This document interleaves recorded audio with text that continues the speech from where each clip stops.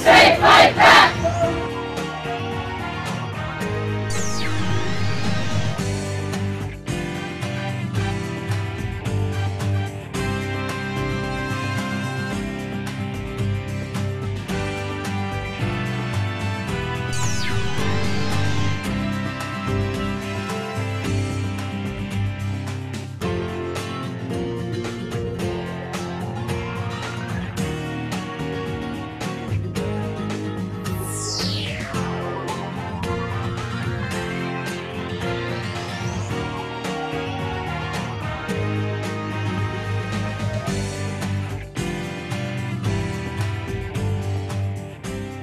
Great news. In fact, two pieces of great news.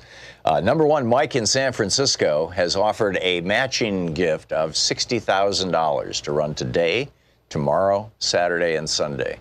So all of your gifts up to $60,000 will be matched 1-to-1. So if you gave $1,000 today, it becomes $2,000 for Free Speech TV because Mike kicks in $1,000. If you give $200 today, it becomes $400. If you give $20 today, it becomes $40. Whatever amount it may be, for the next 4 days, it's going to be doubled. So here's your opportunity to really jump in and have your money have impact. By the way, this is going to be the last match of the pledge drive. And so, you know, get in now, get while the getting's good. The other piece of really cool news is yesterday we had a caller, I believe, who suggested that a great bumper sticker would be, Jesus was a socialist. And Free Speech TV, you know, the folks there watch this show from time to time, and they thought that was a pretty good suggestion. So they came up with a bumper sticker that says, Jesus was a socialist, and that is replacing the flag lapel pin for the $20 gift. So if you give $20 today, or, you know, at any other point in the fundraising drive, and specify that you want the Jesus bumper sticker, you will get that Jesus was a socialist bumper sticker with the $20 gift. With the $60 gift, there's a whole series of stickers, the 6-sticker design pack.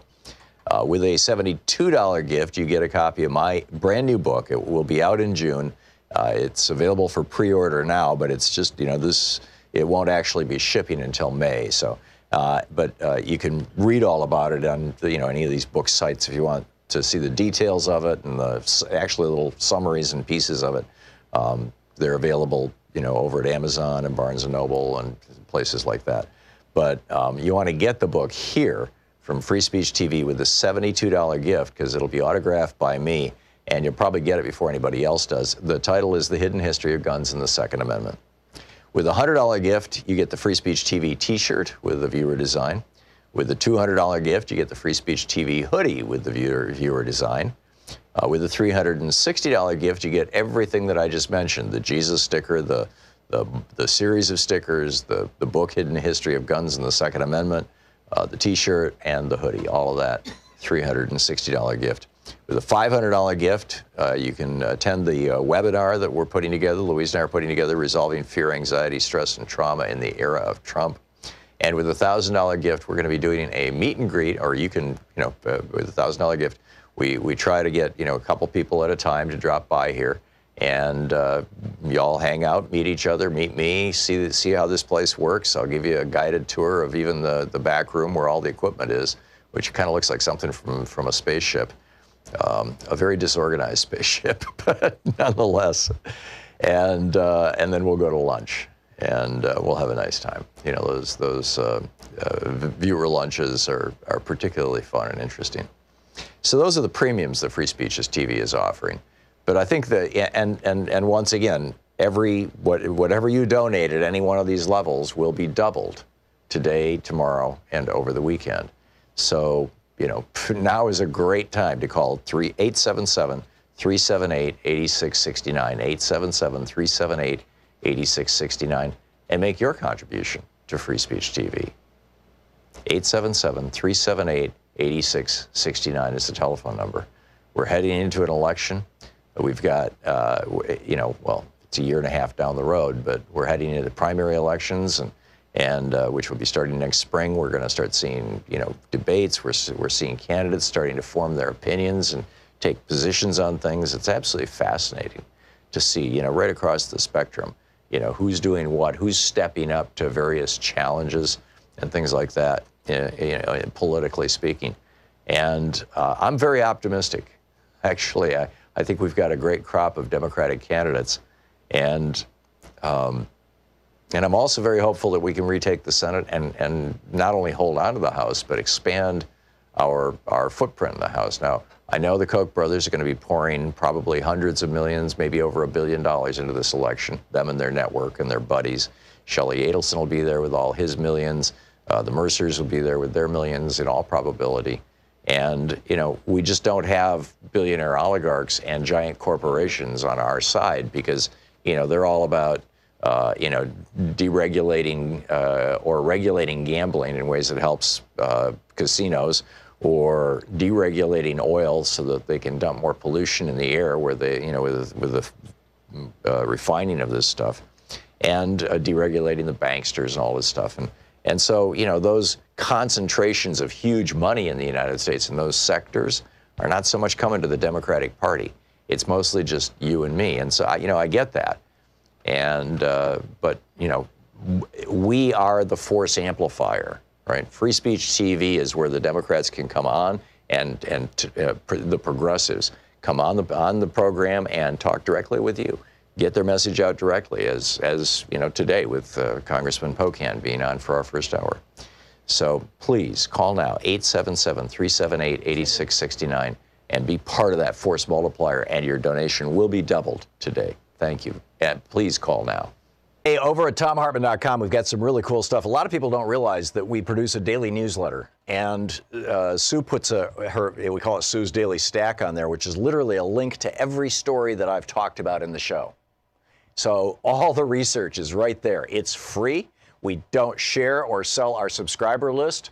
It's there's just it's there. It's there for you. And it's over at ThomHartmann.com. You can sign up for the free newsletter.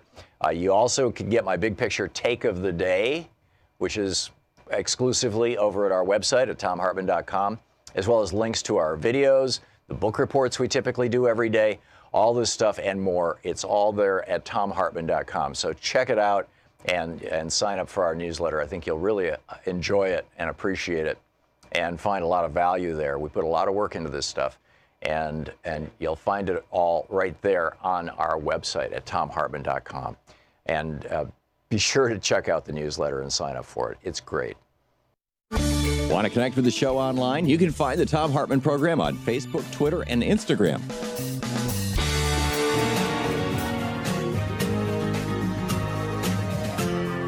This is the Thom Hartmann Program.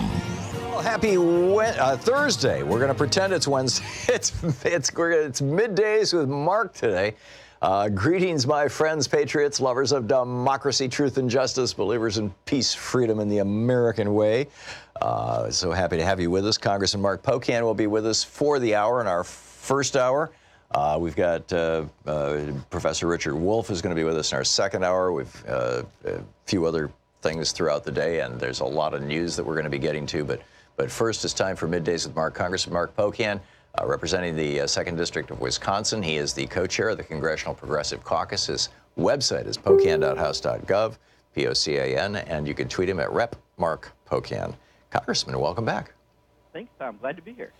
So H.R. 1, House Resolution 1, this is literally the first piece of legislation that Democrats have put into the House of Representatives. And by the way, just for anybody who might be tuning in who has never listened to the program before, when I say Middays with Mark, what I'm talking about is Congressman Pocan is with us for the hour, taking your calls on whatever topic you want to discuss.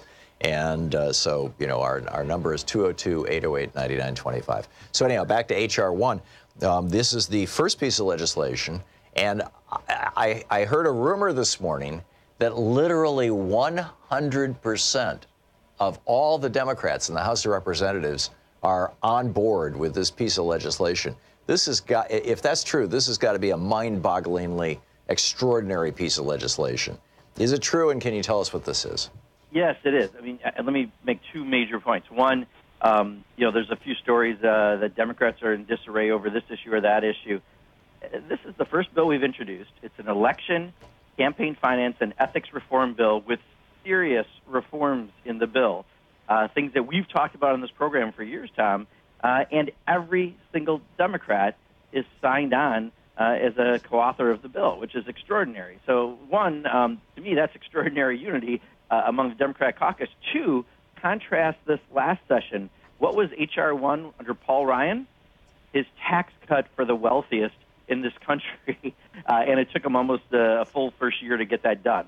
Yeah. So, this is a real contrast in, what it means to have Democrats and Republicans in charge. This is a bill that does all sorts of things to make sure that people will be able to vote. Gets rid of the purging of names, the interstate cross-check, make sure we have paper ballots on electronic machines, unmasked dark money, goes after a bunch of the ethics abuses of this administration. It is a serious, significant bill. I've got a couple amendments I'm still adding this afternoon. We're getting tax returns in this. I mean, there's so much. And I think, this is a good sign of what happened in November when people came out and we flipped the majority. We know that it's due to all the scandals and ethics problems here in Washington, D.C., and we're addressing it. So why would it be that a piece of legislation that advances clean government, essentially, that simply advances clean government, would be partisan? I mean, why is that something that Democrats would all sign on to and Republicans would all oppose? Or am I wrong in assuming that all the Republicans oppose this? Well, I mean, I think real people, this would be like people would say, why would you oppose most of the stuff that's in here, right? It's common sense, good government issues. But there's an amendment to say that Republicans have an amendment to say we support Citizens United as a standing. So, they're doing it from a very partisan perspective. They're doing it to protect the special interests and lobbyists in Washington. They're doing it. Wait a second. You said the Republicans have an amendment to say that they support what? Citizens United. Citizens United? Oh, geez. Okay. Yeah, I mean, it's just goofy, and we'll be voting on that, and it's not going to pass because we're in charge. But sure. This is to show you where they come at from this issue, and they're trying to protect the image. So they love dark money, and I mean, which makes sense. I mean, they're principally the Republican Party seems to be there just to do whatever the billionaires and the big corporations tell them to do. In fact, my understanding, and you were one of the guys who really informed us on this back when you were in the legislature in Wisconsin, and you went to that ALEC meeting, and you called our show from that ALEC meeting, and literally big corporations, lobbyists seem to be writing perhaps the majority of the legislation that Republicans are introducing both at the state and federal level all across the country. Yeah, I mean, there it was brazen, right? Every committee was made up of half legislators and half industry people, and you needed a majority vote of both. I mean, you actually had the corporations that you were writing legislation for voting on their legislation. That's how ridiculous that was. But here, it's a bit more discreet, except for all the incredible amounts of big money that come into people's campaigns and the influence it has here. And a bill like this is really outstanding. I mean, John Sarbanes has been an advocate for years and years and years on this. I really give him a lot of credit for shepherding this, but I give credit to Leader Pelosi as well, because this became H.R. 1. And the Progressive Caucus made this a priority, and a lot of members of all different political stripes have stood up for it. And this is, again, when you look at certain stories saying there's just unity among Democrats, the reason those stories are out there is because 100% of our caucus is on H.R. 1, and we're passing it 2 months after we get sworn in. Amazing. Well, the phone lines are lighting up literally from coast to coast. So shall we get started? Absolutely. Okay. Nettie in how do you pronounce that town in Wisconsin? Shiocton. Shiocton. Great. You're on the air with Congressman Pocan. Congressman, I want to congratulate you and Pramila Jayapal from the Congressional Progressive Caucus for having a forum yesterday with Andrew Bacevich. We need to rethink our role in the Middle East, and that's a great step forward. Thank you. Oh, thank you. We had a forum yesterday, Tom, with people like Katrina Vanden Heuvel and a bunch of other folks who have been outspoken progressive thinkers in the foreign policy realm. We are beefing up what we do. We actually have a full-time fellow for our caucus just working on this. All the work around Yemen has come out of the Progressive Caucus. Now we're trying to do some work around Venezuela because there's some countervailing forces that could, dip us into a military intervention. We don't want to see that. So we're really proud. As a caucus, we've been doing a lot of work in this effort. And Nettie, thanks so much for recognizing it. Cool. Kathy in Santa Fe, New Mexico, listening on KTRC. You're on the air with Congressman Pocan. Hi, Hi, Congressman. Hi, Tom. I'd like to know what you guys are working on in order to protect our vote a little bit better this time. I have friends who believe that their vote doesn't count and kind of was proven last time. So I'd like to know what's being done about that, and thank you. Yeah, Kathy. So again, H.R. 1 is a classic example. The bill that we're going to pass tomorrow on the floor. Today we're finishing amendments. Automatic voter registration, same-day voter registration, prohibiting voter roll purges, paper ballots with electronic voting machines, expanding early voting and voting by mail, providing funding so that people can actually do this, ending partisan gerrymandering, assisting the Election Assistance Commission, and additional election security measures. That's just the election portion of this, not counting the campaign finance or ethics portion. So there's a lot we're putting out there. We're going to break this into little bills, too, and send those to the Senate. But this is probably, clearly, by being H.R. 1, it is the biggest priority of the Democrats. This is the reason why we were put in the majority in November, and we're going to fight for these issues very hard. And this isn't like some totally radical thing that's going to outlaw ALEC or anything like that, is it?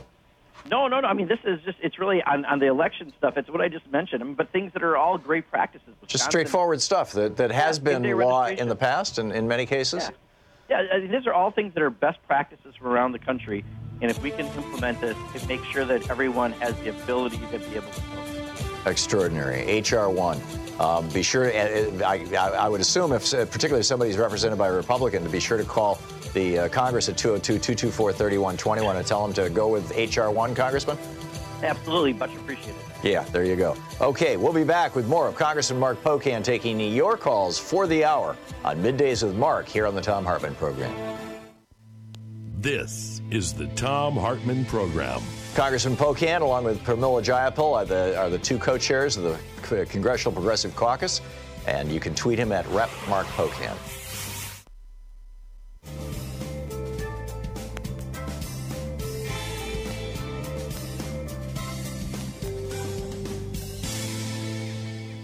And welcome back. Lowell in Salem, Oregon. You're on the air with Congressman Pocan. Hello, Congressman Pocan and Tom. I have a question about why progressives are using means testing in some of their policy proposals. For example, Elizabeth Warren's child care proposal only helps people up to 200% of the federal poverty level. And the federal poverty level is so low that you can't afford to live. And 200%, you're still desperate. 80% of the workforce lives paycheck to paycheck. So assistance needs to be universal. And the rich people can decide not to use it. Yeah, I can't speak for Elizabeth Warren, so sorry I can't answer that. I can tell you that, we have universal child care as a provision for the Progressive Caucus. That's a priority. We have a number of provisions that don't go means tested, some that do, because in some cases it makes sense. A lot of us, Social Security would like to lift the cap and raise what we take in from people who make more than, I think it's $126,000 now. So we address it that way. But I can't speak for Elizabeth Warren's proposal, but I can tell you a little. Many of the proposals we put out there, we're trying to be far more universal. Universal child care is an aspect that we've put out there as a Progressive Caucus. Jack in Studio City, California, watching Free Speech TV. You're on the air with Congressman Pocan. Good morning, Tom. Good morning, Congressman. Morning, my question is on your wonderful list of election reform items, what about getting rid of the Electoral College? Yeah, I mean, that's not on there right now. I think there is a bill that is being drafted to do just that, and I think there has been in past sessions, but I can't say that 100%. But this is one that, really is just, it's so easy to say, why didn't you have this, when I like to look at the glass being 9/10 full, which is all this great stuff in there, that to get every single Democrat in the caucus, and we have a diverse caucus on board, is truly just short of amazing.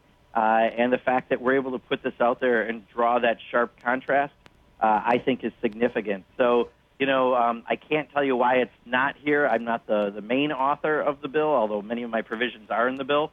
But I do think that we've got some really extraordinary stuff in here that is going to go really far to making sure that people will have the proper ability to vote, make sure that we're addressing campaign finance abuses, and to deal with some ethics issues that are clearly lacking, especially when it comes to this administration. FYI, by the way, we just have 40 seconds to the break here. I'm writing a book, The Hidden History of Voting in the United States. And so I was digging into this yesterday, literally yesterday. And the last time that there was a proposed constitutional amendment to end the Electoral College, it was twice in the 20th century, 1934 and 1976, as I recall, maybe 79.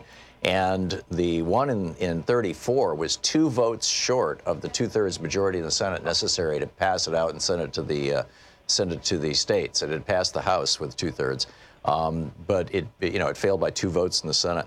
In the one in the 70s, however, passed the Senate 51 to 48, as I recall, but nothing close to that 2/3 majority. So that's going to be a big lift. Yeah, but it's an idea that I think is a proper idea, especially given where populations are now. Absolutely, especially after both George W. Bush and Donald Trump, wouldn't have been presidents if we simply counted the votes of the people, all the votes nationwide. We'll be right back with more of Congressman Mark Pocan taking your calls in just a moment.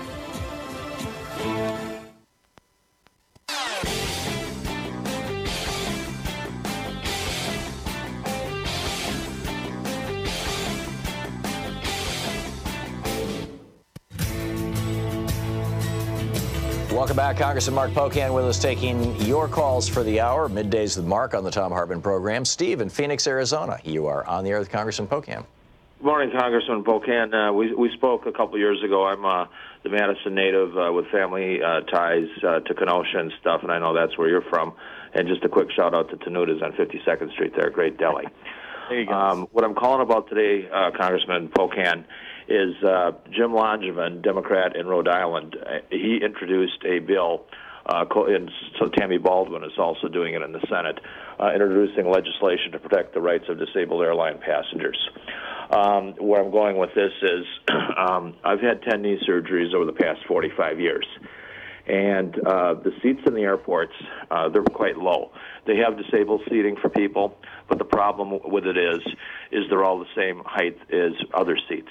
And what's really needed for people with knee issues and other mobility issues is raised or higher seats in the airports. Or adjustable seats, Steve? I'm sorry? Or adjustable seats that can be raised and lowered to meet your needs? Yes, I believe that's you, Tom. Yes, that would work. That would be helpful because it's very hard to get up and stuff like that. And if you could co-sign on to this bill and try to work on that.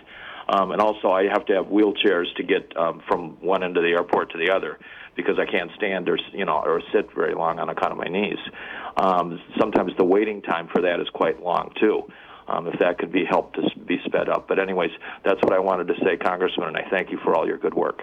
Yeah, no, thank you, Steve. And I will definitely take a look at the bill. Obviously, Senator Baldwin, very close to, known her for decades, and Jim Langevin have great respect for her. What you're saying makes a lot of sense. In fact, I think one of the other issues I'd be interested in at some point is, I notice seats keep shrinking, especially with some airlines. And I'm not a small guy, but I'm not a big guy, and I can barely fit in there, and I can imagine if people had some mobility issues, how difficult that would be, and I'll have to look to see if that's addressed in there as well. But thank you for bringing it up. Yeah, these airline monopolies are squeezing us, both literally and metaphorically. We had a great conversation, Tom. Robert Reich met with members of the Progressive Caucus a couple nights ago for dinner. We had a great conversation around antitrust, which is exactly the issue with airlines. It's the issue with pharmaceutical companies. It's the issue with agribusiness, and I think you're going to see a lot of activity this session coming out on antitrust. Did he point out Robert Bork's influence on the Supreme Court and how they, in the I believe it was GTE Sylvania case in the 70s, changed the late 70s or early 80s, changed the Supreme Court's interpretation of what the antitrust laws mean? We were talking a little bit like what areas we thought were the best to put out first. So, like, for example, one thing I hadn't heard before around pharmaceuticals, we know there's pay to not play and things like that. But one that we weren't aware of is many pharmaceutical companies are buying generic manufacturers, but just under the threshold to report, and then they close them down. And they basically are taking away generic competition because if you have one generic competitor the price of your drug on average goes down 6%. You get 2, it goes down 48%. And you go down even more when you have 3. So what they're doing is they're buying the companies and getting rid of them that could produce any challenge to them. Right. And it's just another way that they're, basically going around the patent and antitrust laws. Yeah. Well, just to fill you in on this real quickly, because I'm also writing a book on monopolies. I mean, I'm writing this book, this series of 10 books for BK. And oh, wow. The first one is on guns. It's available for order now. The second one is on the Supreme Court. It can also be ordered at Amazon right now, but it's not going to be out for until the fall. And then the next one will be on voting. That'll be out next spring. And then the next one after that will be on monopolies. And what I learned was that prior to the 70s, our understanding and interpretation, and the Supreme Court's as well, and was that you would break up big monopolies if they were destroying competition, if they were harming communities, if they were monopolizing industries, if they were locking out the ability of small competitors to come into an industry. I mean, there was a whole bunch of things that we all understood. And Robert Bork came along, and this was before Reagan tried to put him on the Supreme Court. And he had a pretty good reputation at that point in time, other than being a right-wing crank and homophobe, and outspoken, actually, homophobe. But in any case, he came out and he said, really, if we're going to understand antitrust, we should only understand it in the context of the consumer. So a trust or a monopoly is only a monopoly if it causes prices to go up. So as long as prices remain low, there's no reason to break companies up. There's no reason to go after Walmart. There's no reason to go, et cetera, et cetera, et cetera. And the Supreme Court, and he pushed that for 15 years. He came up with this in the 60s.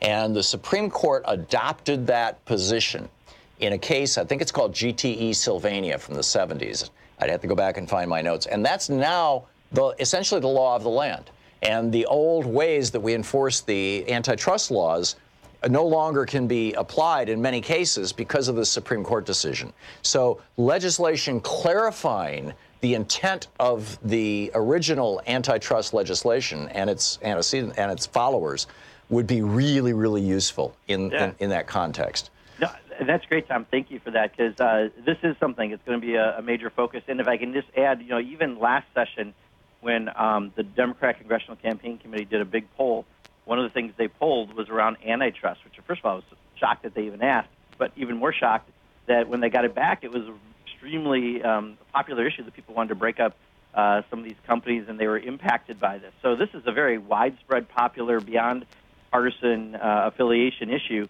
And we're going to make it more of a focus this session as a progressive caucus. Yeah, and this bizarre Supreme Court decision is the only reason that you've got virtually every industry in the United States dominated by between 3 and 5 major corporations. Anyhow, back to our callers here. We have just 1 minute to the break. Inez in Villa Rica, Georgia. You have a quick question for Congressman Pocan? My apologies for how long-winded I was. Why doesn't he run for president? I really like him. I like listening to him. I think he's an excellent speaker. Inez, thank you. That's very kind of you. But I think we're going to have plenty of choices, plenty of good choices. And, I just really love the work that I've been able to do for the Progressive Caucus. Pramila Jayapal and I, she is just an amazing leader. We have taken the caucus to, I think, some new places. We're about to have about 21 staff between our 501c3 and 4 and inside the building entities from just having really 2 last session. There's a lot of good stuff happening. I got work to do here, but thank you, Inez. I appreciate the very kind comment. Oh, and you're a young guy. There's always 2024 and 2028. Congressman Mark Pocan is with us on the line for the hour, taking your calls. We call it Middays with Mark here on the Thom Hartmann Program. He is the co-chair of the Congressional Progressive Caucus, as well as representing brilliantly the 2nd District of Wisconsin in the U.S. House of Representatives. His website, Pocan, POCAN.house.gov, and you can tweet him at @RepMarkPocan. You're listening to the Thom Hartmann Program. Call 202-808-9925. And we will be back with your calls for Congressman Pocan in just a moment.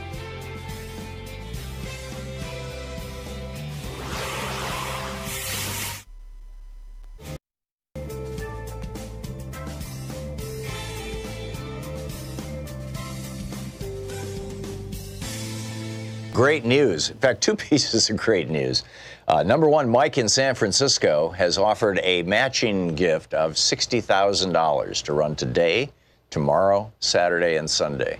So all of your gifts up to $60,000 will be matched 1-to-1. So if you gave $1,000 today, it becomes $2,000 for Free Speech TV because Mike kicks in $1,000.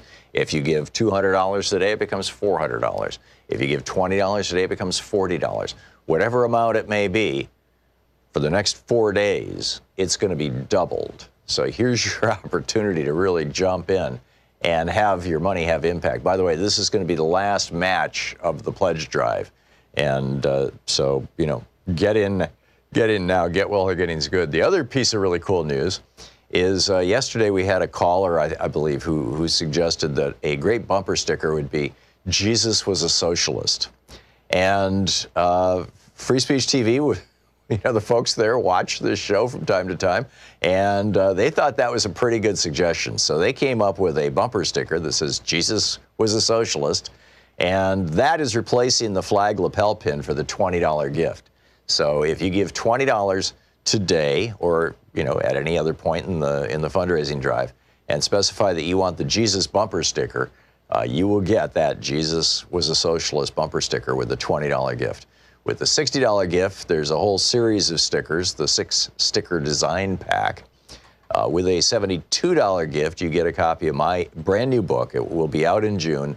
It's available for pre-order now, but it's just, you know, it won't actually be shipping until May. So, but you can read all about it on, you know, any of these book sites if you want to see the details of it and the actually little summaries and pieces of it. They're available, you know, over at Amazon and Barnes & Noble and places like that. But you want to get the book here from Free Speech TV with the $72 gift because it'll be autographed by me, and you'll probably get it before anybody else does. The title is The Hidden History of Guns and the Second Amendment. With a $100 gift, you get the Free Speech TV t-shirt with the viewer design. With the $200 gift, you get the Free Speech TV hoodie with the viewer design. With the $360 gift, you get everything that I just mentioned: the Jesus sticker, the series of stickers, the book Hidden History of Guns and the Second Amendment, the t-shirt, and the hoodie. All of that, $360 gift. With a $500 gift, you can attend the webinar that we're putting together, Louise and I are putting together, Resolving Fear, Anxiety, Stress, and Trauma in the Era of Trump. And with a $1,000 gift, we're going to be doing a meet and greet, or you can, you know, with a $1,000 gift, we try to get, you know, a couple people at a time to drop by here, and y'all hang out, meet each other, meet me, see how this place works. I'll give you a guided tour of even the back room where all the equipment is, which kind of looks like something from a spaceship, a very disorganized spaceship, but nonetheless. And then we'll go to lunch, and we'll have a nice time. You know, those viewer lunches are particularly fun and interesting. So those are the premiums that Free Speech TV is offering. But I think that, and once again, whatever you donate at any one of these levels will be doubled today, tomorrow, and over the weekend. So, you know, now is a great time to call 877-378-8669, 877-378-8669, and make your contribution to Free Speech TV. 877-378-8669 is the telephone number. We're heading into an election. We've got, you know, well, it's a year and a half down the road, but we're heading into primary elections, and which will be starting next spring. We're going to start seeing, you know, debates. We're seeing candidates starting to form their opinions and take positions on things. It's absolutely fascinating to see, you know, right across the spectrum, you know, who's doing what, who's stepping up to various challenges and things like that, you know, politically speaking. And I'm very optimistic. Actually, I think we've got a great crop of Democratic candidates, and I'm also very hopeful that we can retake the Senate and not only hold on to the House, but expand our footprint in the House. Now, I know the Koch brothers are going to be pouring probably hundreds of millions, maybe over $1 billion into this election, them and their network and their buddies. Shelley Adelson will be there with all his millions. The Mercers will be there with their millions in all probability. And, you know, we just don't have billionaire oligarchs and giant corporations on our side because, you know, they're all about deregulating or regulating gambling in ways that helps casinos, or deregulating oil so that they can dump more pollution in the air where they, with the refining of this stuff, and deregulating the banksters and all this stuff. And so, those concentrations of huge money in the United States in those sectors are not so much coming to the Democratic Party. It's mostly just you and me. And so, I get that. And, but, we are the force amplifier, right? Free speech TV is where the Democrats can come on and the progressives come on the program and talk directly with you, get their message out directly, as today with Congressman Pocan being on for our first hour. So please call now, 877-378-8669, and be part of that force multiplier, and your donation will be doubled today. Thank you. And please call now. Want to connect with the show online? You can find the Thom Hartmann Program on Facebook, Twitter, and Instagram.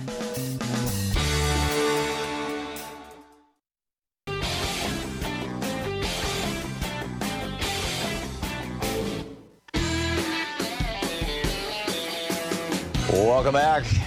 Middays with Mark here on the Thom Hartmann Program, Congressman Mark Thursday edition. Congressman Mark Pocan taking your calls for the hour. Ricky in Big Clifty, Kentucky. Hey, Ricky, you're on the air with Congressman Pocan. Yes, this is Ricky. Can you hear me? Yep. Yeah, I can hear you, Ricky.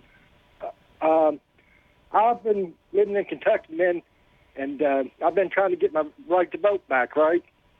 Because I got the drug charge back in 1995. And they have not sent me my paperwork back, and it's been 8 months.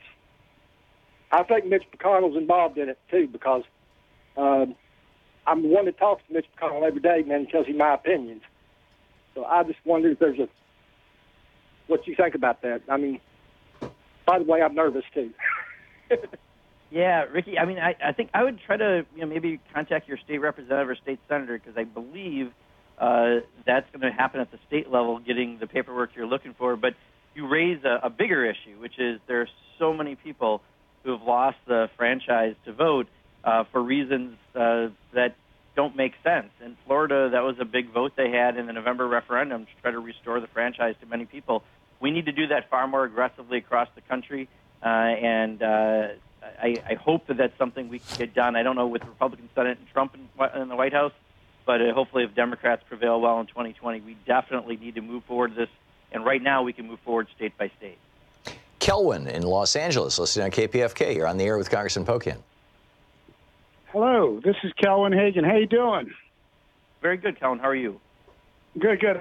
First, I want to thank you, Congressman, and Tom. Always good to hear your show. What I wanted to call about is I love seeing all this action on national elections and people losing their right to vote and whatnot at large through the federal system. However, what I would question is there is a lot of irregularities, and the Democratic Party even has claimed that they sort of had a right to be biased in the primaries. What is being done inside the party to make sure that my vote for a progressive is protected both before I vote and after I vote in the primaries, as I'm starting to see a lot of bias towards what I consider to be the less progressive candidates running for president right now, even inside the party. That's more important to me than the national election, because at the moment I consider the primaries to be my general election, because whether or not I vote for a Democrat isn't just because they're blue, but because they stand for what I believe. So I'd love to hear your take on that. Sure, Kelwin. So, I mean, one thing I will give props to Tom Perez is that he did move forward and aggressively deal with the superdelegate problem, right? Was it 700 people that could decide before a single vote was cast who they're supporting and really skew results? And we saw, I think, the huge impact that had pro Hillary Clinton in the last election, and now we don't have a vote as a superdelegate. I'm one of them as a member of Congress. So he lived up to his word and put that in place. Secondly, I know they're taking a look at state by state, because there is a difference between an open primary state like Wisconsin, a closed primary state with a really long lead time in order to even be able to vote like New York, and then a caucus state like Iowa. And, those are all very different sort of vehicles, yet accomplish the same thing, pick who the primary winner is in any given state that's going to be going on to the convention. So I think they're still working on that aspect, but the superdelegate stuff, they did well, and they deserve kudos for that. Steve in Perrysville, Indiana. You're on the air with Congressman Pocan. Hi, Congressman. I got a question about this deal in 2020. I think you got to have a new ID by October of 2020. And the way I understood it, I just got my new ID card because I'm legally blind, so I don't use a driver's license. But they said that there's going to be a star on it, and you can't get on an airplane or, the way I understood it, you couldn't vote without this ID card. And if that's the case, that's voter suppression. Yeah, I think you're referring to the Real ID laws that actually, I was still in the legislature when they were passed federally. It was kind of a response to a bunch of things that had happened previously. I can't answer that, unfortunately, because I don't know enough, Steve. I apologize specifically on how that is going to intersect with voting rights. Although I think it'd be hard to have, we don't have a single national ID for voting that I understand. I think there's still going to be state-by-state prerogatives, but I don't want to answer what I don't know, Steve. I apologize. I wasn't here when that was created. James in Roanoke Rapids, North Carolina. You're on the air with Congressman Pocan. Long-time listener, first-time calling. Thank you, James. Thank you, gentlemen, for what you're doing. I wanted to interject something. This is just my personal opinion comment. The Postal Service 2006 was a creation from Congress that made them go into an overpayment, pre-funding for retirees. And that's a long story, so I'm just giving you that short brief. The overpayments, to my knowledge, are still there. Yes. And I just wanted to offer a suggestion where I feel like those overpayments should go. The fleet that right now currently lights up every day is the largest fossil fuel fleet that lights up every day. I'd like to see that money, the overpayment money, re-interjected into a new fleet of vehicles for the Postal Service. And that's electric, James? Comment. Is that what you're talking about? Let's go electric, yeah. Yeah, okay. Amen. So, James, I think what you're referring to is it's not an overpayment. It's actually a prepayment of employee benefits 75 years into the future. No other federal agency has to do this. It's the reason why sometimes the Postal Service looks like it's losing money. I would argue there's other services we could give the Postal Service because it's a community place, and you could have other community activities, including things like banking and other things that might make some sense to do that. But this is a prepayment of benefits 75 years into the future, and it's something that should go away because it's ridiculous. It's not like there's money you could maybe put into a fleet because right now it's prepaying the benefits, but it's also the reason why I think we have some struggles with the post office running and why some people have tried to cut back on delivery and other things. I would argue in the rural parts of America and rural parts of my district, which I have many, if you don't have internet, you don't have a post office, you can't be in business. And we've got to do everything we can to preserve the 6-day postal delivery, preserve the door-to-door delivery, and make sure our post offices are running fluently. And that means getting rid of that prepayment provision. But I don't know if there's money to shift to something else with it. Richard in Berkeley, California. You're on the air with Congressman Pocan. Hi, Congressman. Hi, Richard. I'd like to know why it seems to me that the Democratic leadership is launching an all-out frontal assault on the progressive movement. They're attacking Bernie Sanders. They're attacking Ilhan Omar. They're attacking AOC. They're attacking Rashida Tlaib for all different reasons, but these are all progressives. The reason they're attacking them is not Islamophobia, is not anti-Semitism, is not double standard, it's because they are progressives. And it's only because they're progressives. And the reason Tom Perez allowed this provision to not have the superdelegates vote on the first round is because they know Bernie's not going to win on the first round. So they know that superdelegates are going to decide the primaries. And nobody is fighting back against this, and I would like to know why. So Richard, I'm seeing things differently than you. One, it's not the Democratic leadership that's attacking people. This is the conservative movement. If you watch the CPAC conference they had last weekend, the conservative conference, Nancy Pelosi was always their person they attacked and they tried to demonize, and they realized after decades they haven't been real effective. and she's actually looked pretty good standing up to Donald Trump. So now they are going after Alexandria Ocasio-Cortez, Rashida Tlaib, and Ilhan Omar because, and I've said this to them, we've been on panels together, we've had this conversation, because they are smart women of color, young women, and in 2 of the 3 are Muslim women. It hits every negative stereotype that conservatives put out there that try to make the white men who are afraid of giving up power get nervous. So it's really there's a conservative attack on those 3. They've shifted from Nancy Pelosi. And while we do have a problem right now that some of our Democrats are mad about a comment that I think has been largely misconstrued that Ilhan said, it is not Democratic leadership that's leading the attack. This is what's coming from the outside. But if you look at how deep these attacks are and how nasty they are, really follow social media on them. It's unbelievable what they're accusing these people of. We are trying to stand up. So yesterday when Steve Scalise said Ilhan shouldn't get access to intelligence classified data, we went after him. He's gone to white supremacist events. Like, is this something we're supposed to now say? He's the guy who campaigned for office saying that he was David Duke without the hood.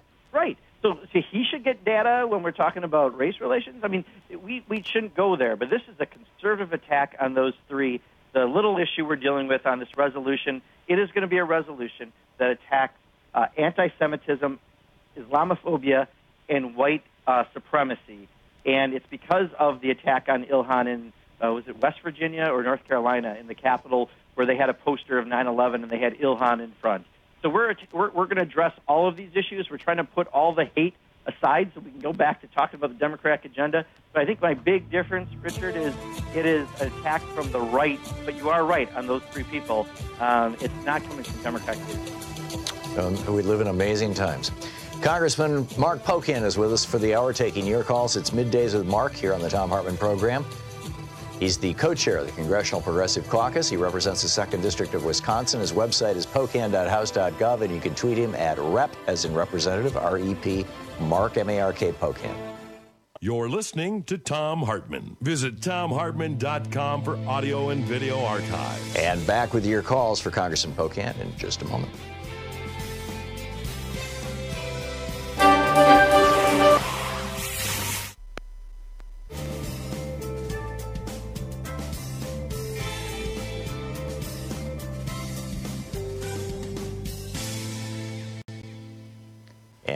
And welcome back. Samuel, listening on KPFK in Santa Ana, California. Samuel, you're on the air with Congressman Pocan.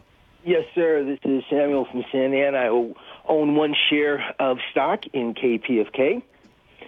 Congressman, I am a person who is a part of a class action lawsuit. There were 12 of us, and we did $1 million lawsuit. I thought it was many more people. We got paid $18,000, and the lawyers got paid $982,000. I did not know that this was even legal. I've done a little bit of research. It turns out that there are other cases like this. There should be something saying that this is impossible, and I'm thinking it should be bipartisan. Republicans always have the smoke screen about tort reform, so I was thinking maybe you could get some legislation on that. This is literally, it's like legal theft. Yes, I mean, I don't know at all any of the details of your case, but I mean, that does seem terribly askew. I completely agree on that front. Okay. Let's see here. Jeff in Portland, Oregon, listening on X-Ray FM. You're on the air with Congressman Pocan. Hey, good morning, Tom and Congressman Pocan. Thank you both for doing what you do and for taking my call. My question for the Congressman concerns the Green New Deal, and may I just suggest we subtitle it "The Plan to Make Our Infrastructure Great and Green," since infrastructure, along with health care and many other things, were big lies Trump told on the campaign trail.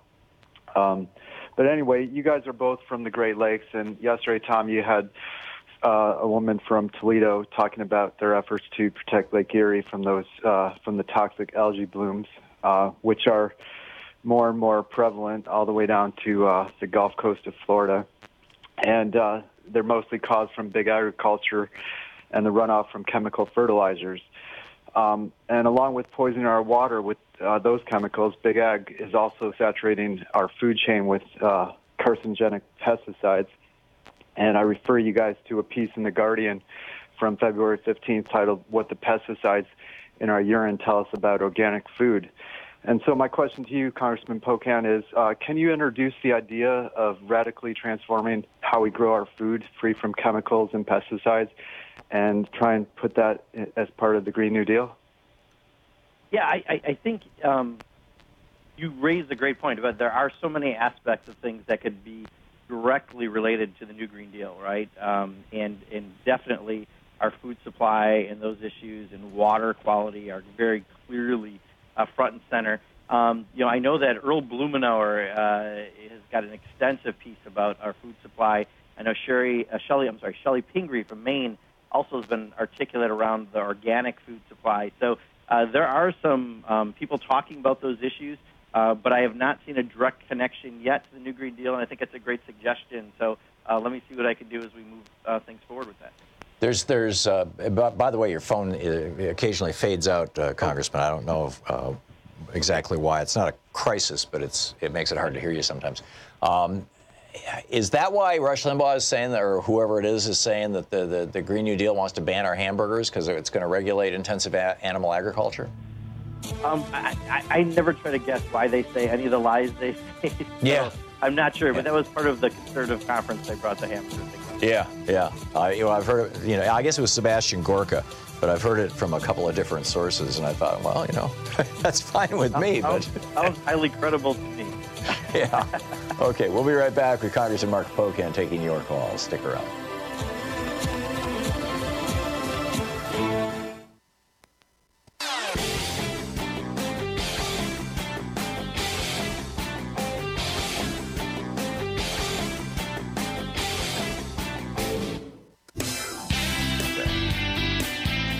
Welcome back. It's Middays with Mark, Thursday edition here on the Thom Hartmann Program. Maverick in Edmonds, Washington, listening on KBCS. You're on the air with Congressman Pocan. Well, good morning to both of you, and thank you for taking my call, Tom. Been listening for about 3 years now, and I want to thank you. I feel like I'm more informed, and even maybe more important, I feel some optimism that I didn't have before I started listening to you. Well, thank you. So, thank you. Congressman, I'm curious about the mechanics of calling up Congress. Why should I do it? Should I do it more than once? What happens? Am I going to leave a voicemail? If you could walk me through that process, that would be great. And once again, don't give up on the Trump investigation, and go Packers if the Seahawks don't win. Wow, you're hitting everything right. So, Maverick, thank you. Say this. Let me talk about the way I talk about the hierarchy of reaching out. I mean, first of all, you should always, if you have an opinion, contact your lawmakers, local, state, and federal, because we all keep lists of how many contacts we have. And if you think someone's voting with you, it's still important to have that count. And weekly, as a member of Congress, I see every contact that we've got by count on the issue, pro and con. So it really is important. Best way to contact the elected officials face-to-face, because you can have a real conversation.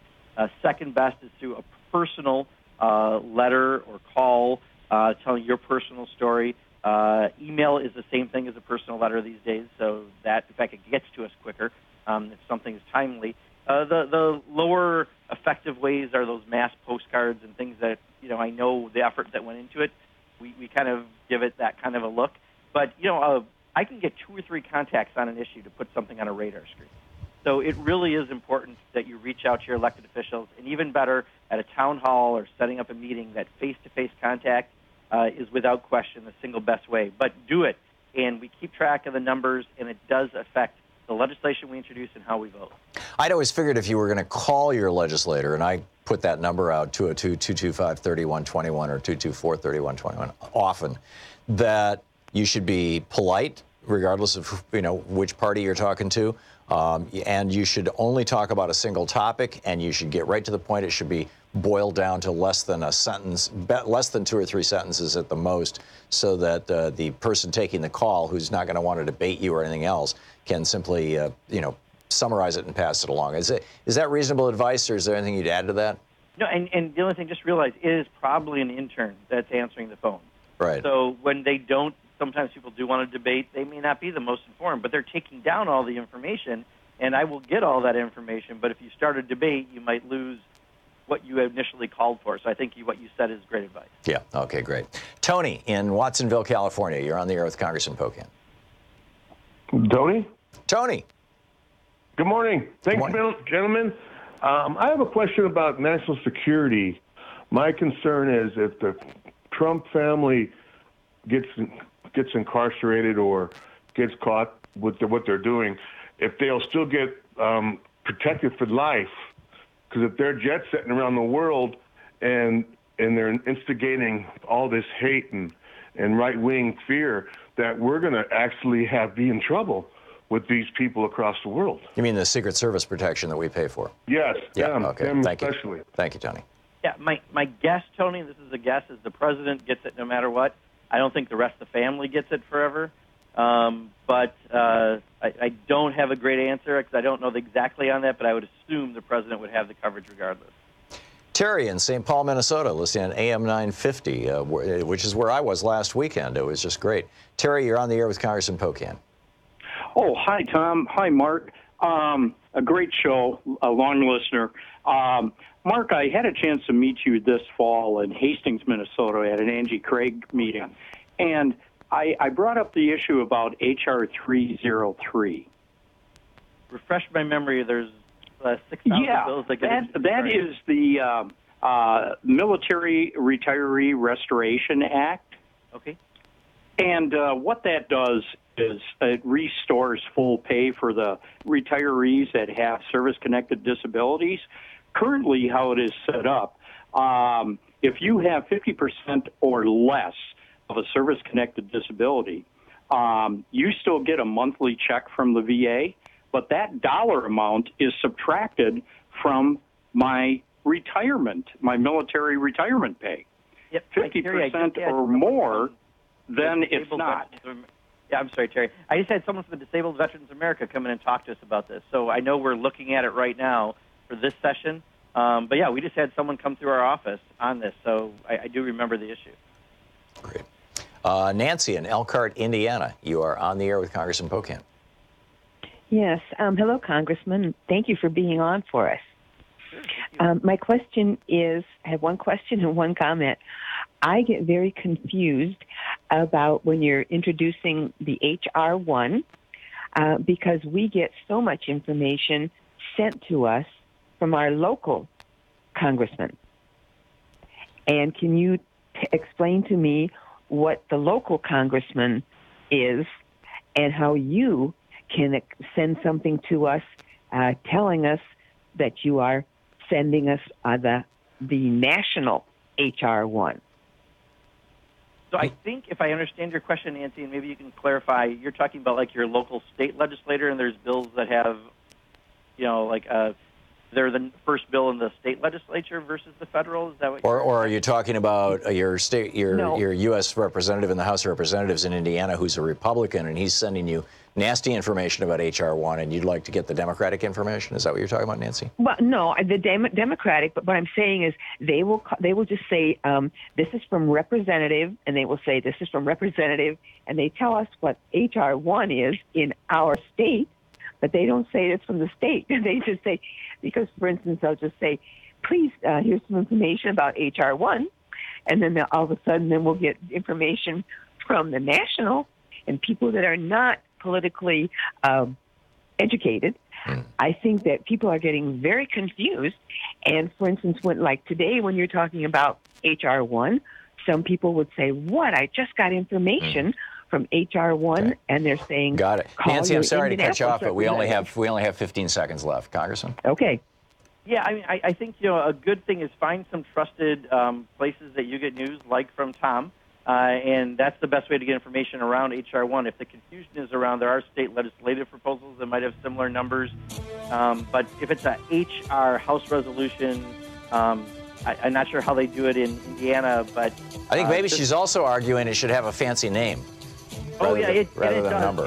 It's I should know the fancy name, Tom. For the People Act.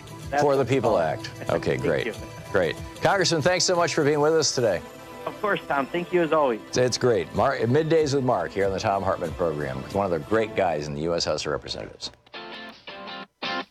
You're listening to Thom Hartmann.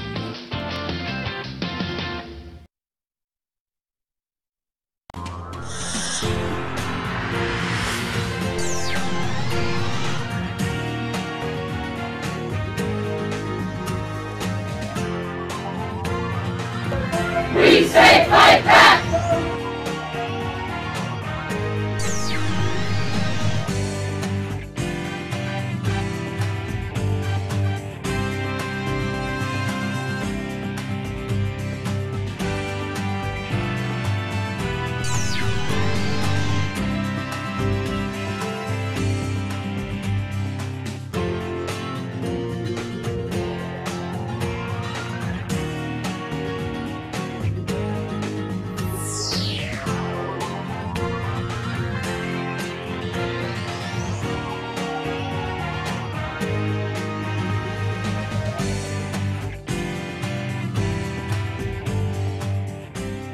Great news. In fact, two pieces of great news.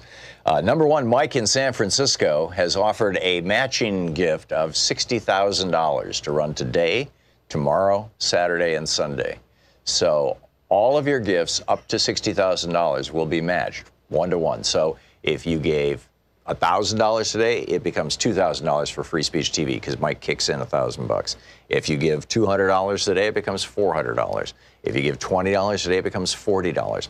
Whatever amount it may be, for the next 4 days, it's going to be doubled. So here's your opportunity to really jump in and have your money have impact. By the way, this is going to be the last match of the pledge drive. And so, you know, get in now, get while the getting's good. The other piece of really cool news is yesterday we had a caller, I believe, who suggested that a great bumper sticker would be, Jesus was a socialist. And Free Speech TV would, you know, the folks there watch this show from time to time, and they thought that was a pretty good suggestion. So they came up with a bumper sticker that says, Jesus was a socialist, and that is replacing the flag lapel pin for the $20 gift. So if you give $20 today, or, you know, at any other point in the fundraising drive, and specify that you want the Jesus bumper sticker, you will get that Jesus was a socialist bumper sticker with the $20 gift. With the $60 gift, there's a whole series of stickers, the 6-sticker design pack. With a $72 gift, you get a copy of my brand new book. It will be out in June. It's available for pre-order now, but it's just, you know, it won't actually be shipping until May. So, but you can read all about it on, you know, any of these book sites if you want to see the details of it and the actually little summaries and pieces of it. They're available, you know, over at Amazon and Barnes & Noble and places like that. But you want to get the book here from Free Speech TV with the $72 gift because it'll be autographed by me, and you'll probably get it before anybody else does. The title is The Hidden History of Guns and the Second Amendment. With a $100 gift, you get the Free Speech TV t-shirt with the viewer design.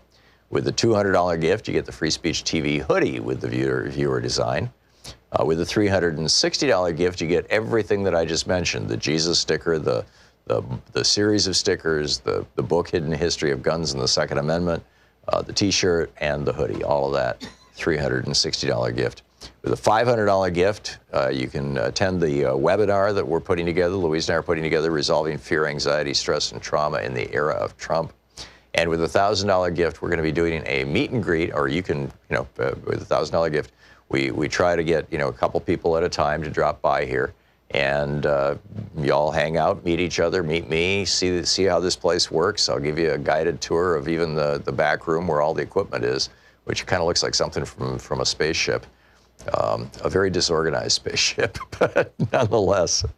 And then we'll go to lunch. And we'll have a nice time. You know, those viewer lunches are particularly fun and interesting. So those are the premiums that Free Speech TV is offering. But I think that, and once again, whatever you donate at any one of these levels will be doubled today, tomorrow, and over the weekend. So, you know, now is a great time to call 877-378-8669, 877-378-8669, and make your contribution to Free Speech TV.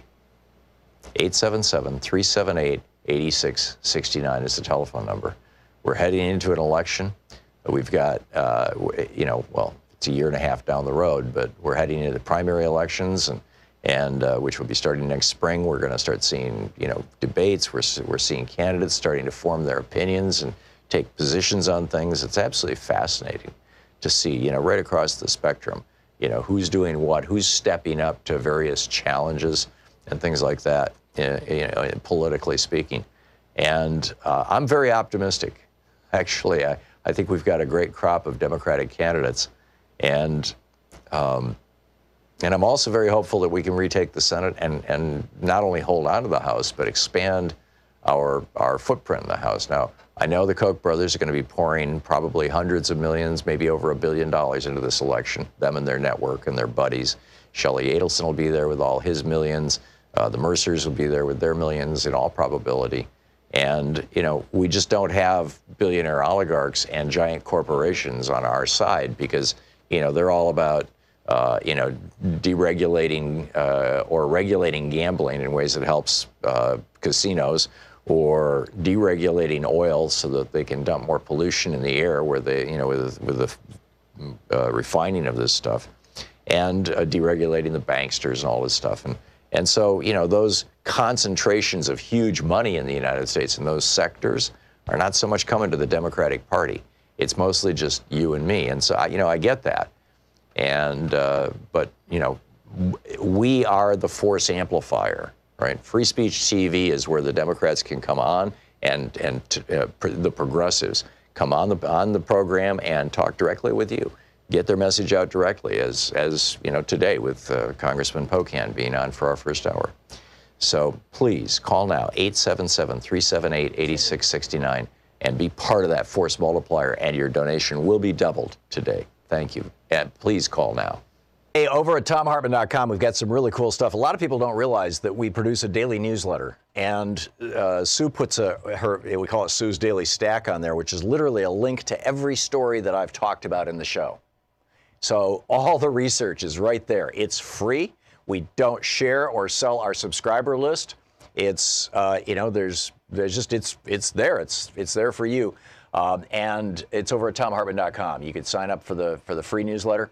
You also can get my big picture take of the day, which is exclusively over at our website at ThomHartmann.com, as well as links to our videos, the book reports we typically do every day, all this stuff and more. It's all there at ThomHartmann.com. So check it out and sign up for our newsletter. I think you'll really enjoy it and appreciate it and find a lot of value there. We put a lot of work into this stuff. And you'll find it all right there on our website at ThomHartmann.com. And be sure to check out the newsletter and sign up for it. It's great. Want to connect with the show online? You can find the Thom Hartmann Program on Facebook, Twitter, and Instagram. How to get rid of a president.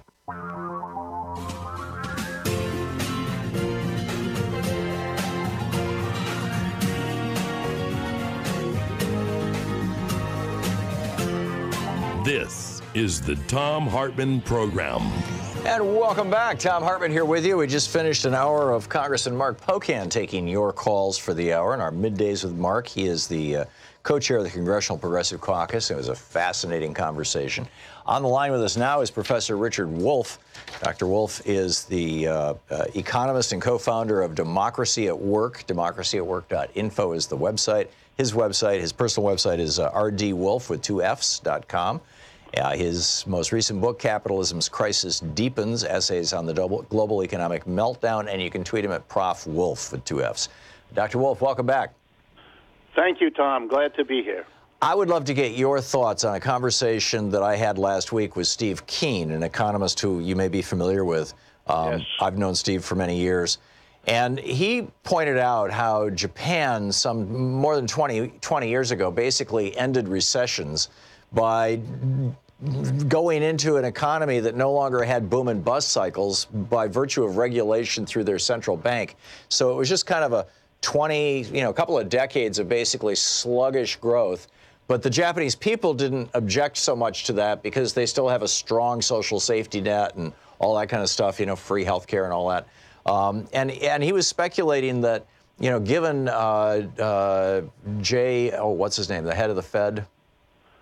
Mr. Powell. Yeah, Jay Powell's he stopped raising interest rates, and he's kind of continuing. And now I see these two articles in today's Financial Times. One's headline, will the ECB, the European Central Bank, ever be able to abandon monetary stimulus? And the other is ECB unveils fresh bank stimulus amid rising Eurozone gloom. And which leads me to wonder if Steve Keen's analysis could even apply to the Eurozone. What are your thoughts on that? On what Japan did, how that might apply to us? They did this after their debt to GDP ratio exceeded 200%. Your thoughts, please. Well, I think that this is a basic problem of capitalism, and it really afflicts the United States every bit as much as Japan, if not more so. Every employer is always looking for ways to save on labor costs, whether it's by hiring immigrants rather than local people, whether it's replacing people with machines through automation, whether it's making workers work harder and faster so he can do with fewer of them. Whatever it is, it's an endless struggle, and the profitability of an enterprise depends on how well he does it. But here's the irony, or if you like, the contradiction. The less money you put in the hands of the mass of workers who are employees, the less, of course, they can spend. And the irony is, you as a capitalist employer not only have to make profit by keeping your wage bill down, but you also have to sell the stuff that you hired the workers to help you produce. And if you deprive the mass of people of decent incomes, well, they can't buy it back from you. And that can be as debilitating to your profits as having paid them better wages in the first place. No capitalism I'm aware of has ever figured out how to resolve that contradiction. For a while, you can do it by having a kind of mass middle class type of capitalism. And we had that in the 60s, 70s, and 80s. But as you proliferate a more and more unequal economic system, as we have in the last 30 years, more and more money is in the hands of a fewer portion of our population. They don't spend it the way other people who are less well endowed with money could do. And so there you have the problem. You have squeezed the mass of people. They can't buy the stuff you're producing, and that then grinds your economy down. What the Japanese did is face that and use the government to try to fix that situation by redistributing wealth, by having a very generous public service system, et cetera, et cetera. The United States seems hell-bent to not go in that direction. The people at the top don't want to give up even a portion of all that they have had redistributed to them in the last 30 years.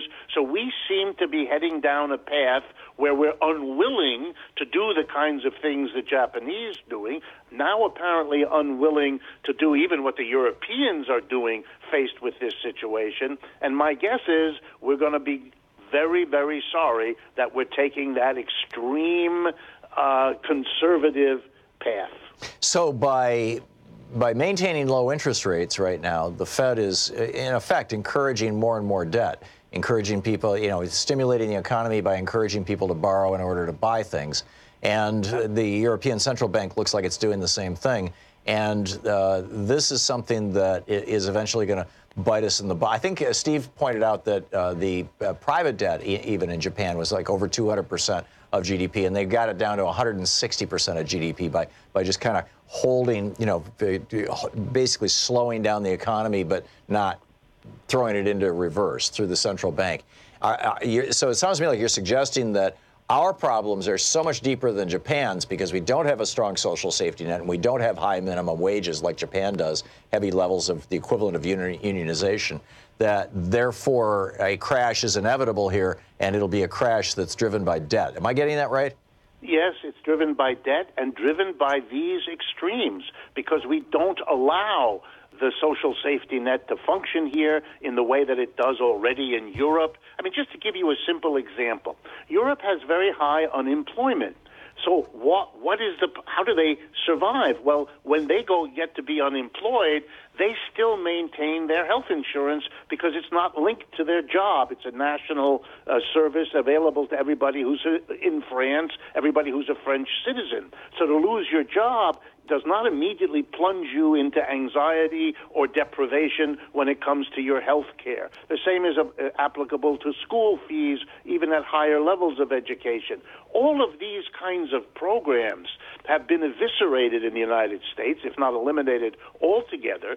So here, the inequality produces the kind of extreme economic tension that is you can feel across our country. Look, it is doing it in Europe too, because despite the fact that they have a social safety net, the extremes of inequality there are pinching their people, and part of the reason the European Central Bank is doing what it's doing is directly connected to the Yellow Vest movement in France, where you've now had 3 or 4 months of weekly demonstrations across the country where the basic demand is we can't tolerate the level of inequality that this economy has brought us to. Yeah, and thus neoliberalism. Thank you so much for your insights into this. It just makes so much sense. Professor Richard Wolff, the economist and co-founder of Democracy at Work, democracyatwork.info, rdwolf with 2fs.com, and you can tweet him at Prof. Wolff. Professor Wolff, thank you so much for dropping by today. Glad to do it, and have a good week, Tom. Thanks, and I look forward to our next conversation. We'll be right back. It's 14 minutes past the hour. This is the Thom Hartmann Program. We'll be right back with more of your calls and the news of the day in just a moment.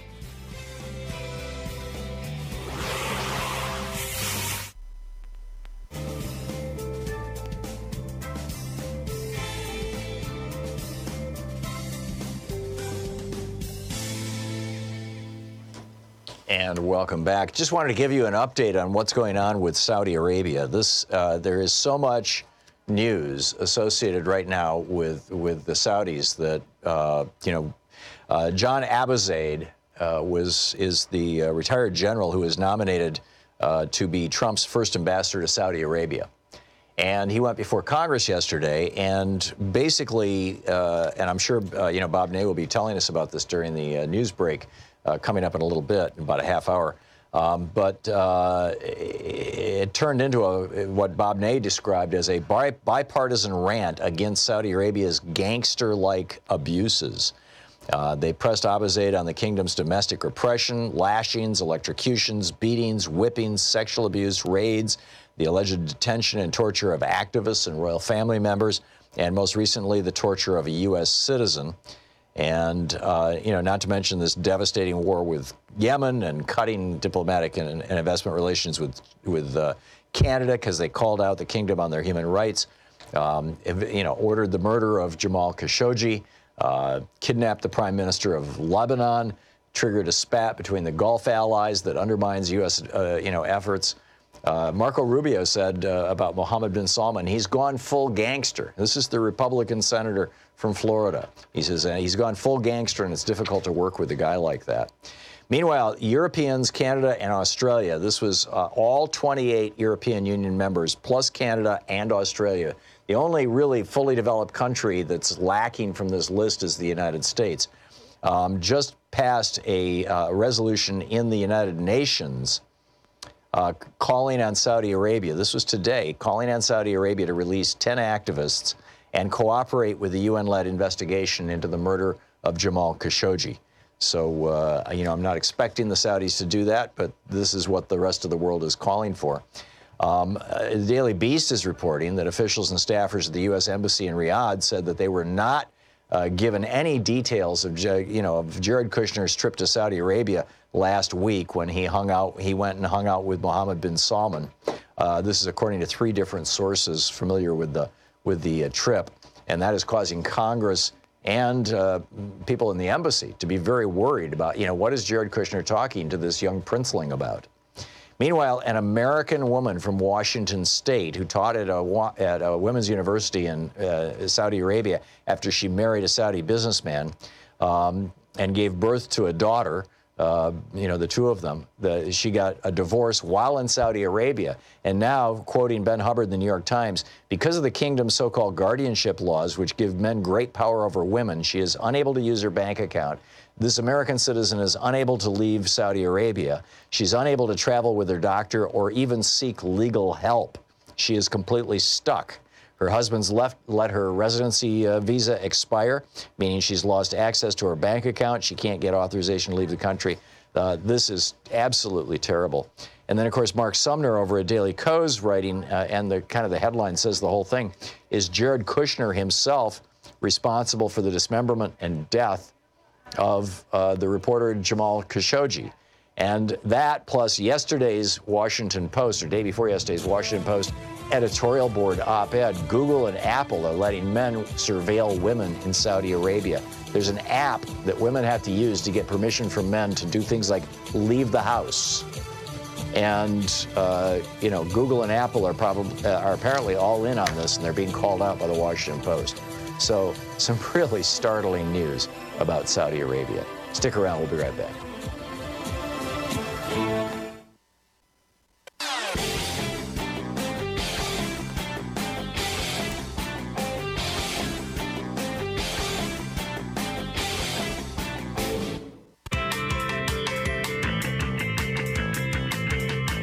Welcome back. Thom Hartmann here with you. I was just going through the list of some of the issues in Saudi Arabia, and we'll get back to that a little later on in the program.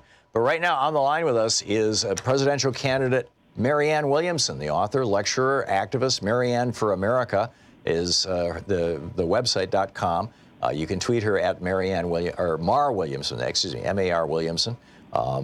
She's just an absolutely wonderful and brilliant person and an old friend. And Marianne, welcome back to the program. Thank you so much. I feel the same way about you, although my website is Marianne 2020. Marianne 2020. Thank you very much. Yeah, that makes sense for the campaign, and thank you for that. So tell us, I know you've been traveling the country. You've been in Iowa. You've been a lot of other places. What are you hearing as you're traveling around the country? And B, how does that integrate with your campaign platform? What specifically are you running for president on? What are you campaigning on? Well, I've gone around the country talking about how very much we have swerved and deviated from the better angels of our nature, both governmentally and economically. And I certainly feel heard when I talk about that. I talk about the fact that short-term profit maximization for multinational corporations has not only corrupted our government to make that our bottom line, has not only corrupted our government, but has hijacked our value system, that this has gone on to such an extent that basically we have reverted to an aristocratic system.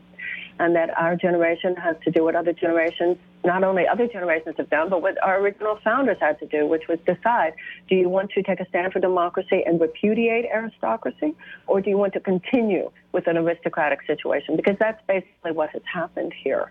And I feel hurt. And I feel that my message that the traditional political conversation represents too narrow a container for the energies that we need to release at this time. If all you're talking about is fixing things on the outside, if all we're talking about is incremental change, if all we're talking about is dealing with the pain but not really challenging the forces that cause all that pain, all we're doing is delaying the catastrophe. And that it's time for a real uprising of consciousness that will lead to the kind of fundamental repair that is needed. Yeah, I feel hurt, and I feel energized, and I feel glad that we're doing this. That's great. And you feel heard, H-E-A-R-D, as in listened to. H-E-A-R-D. Right?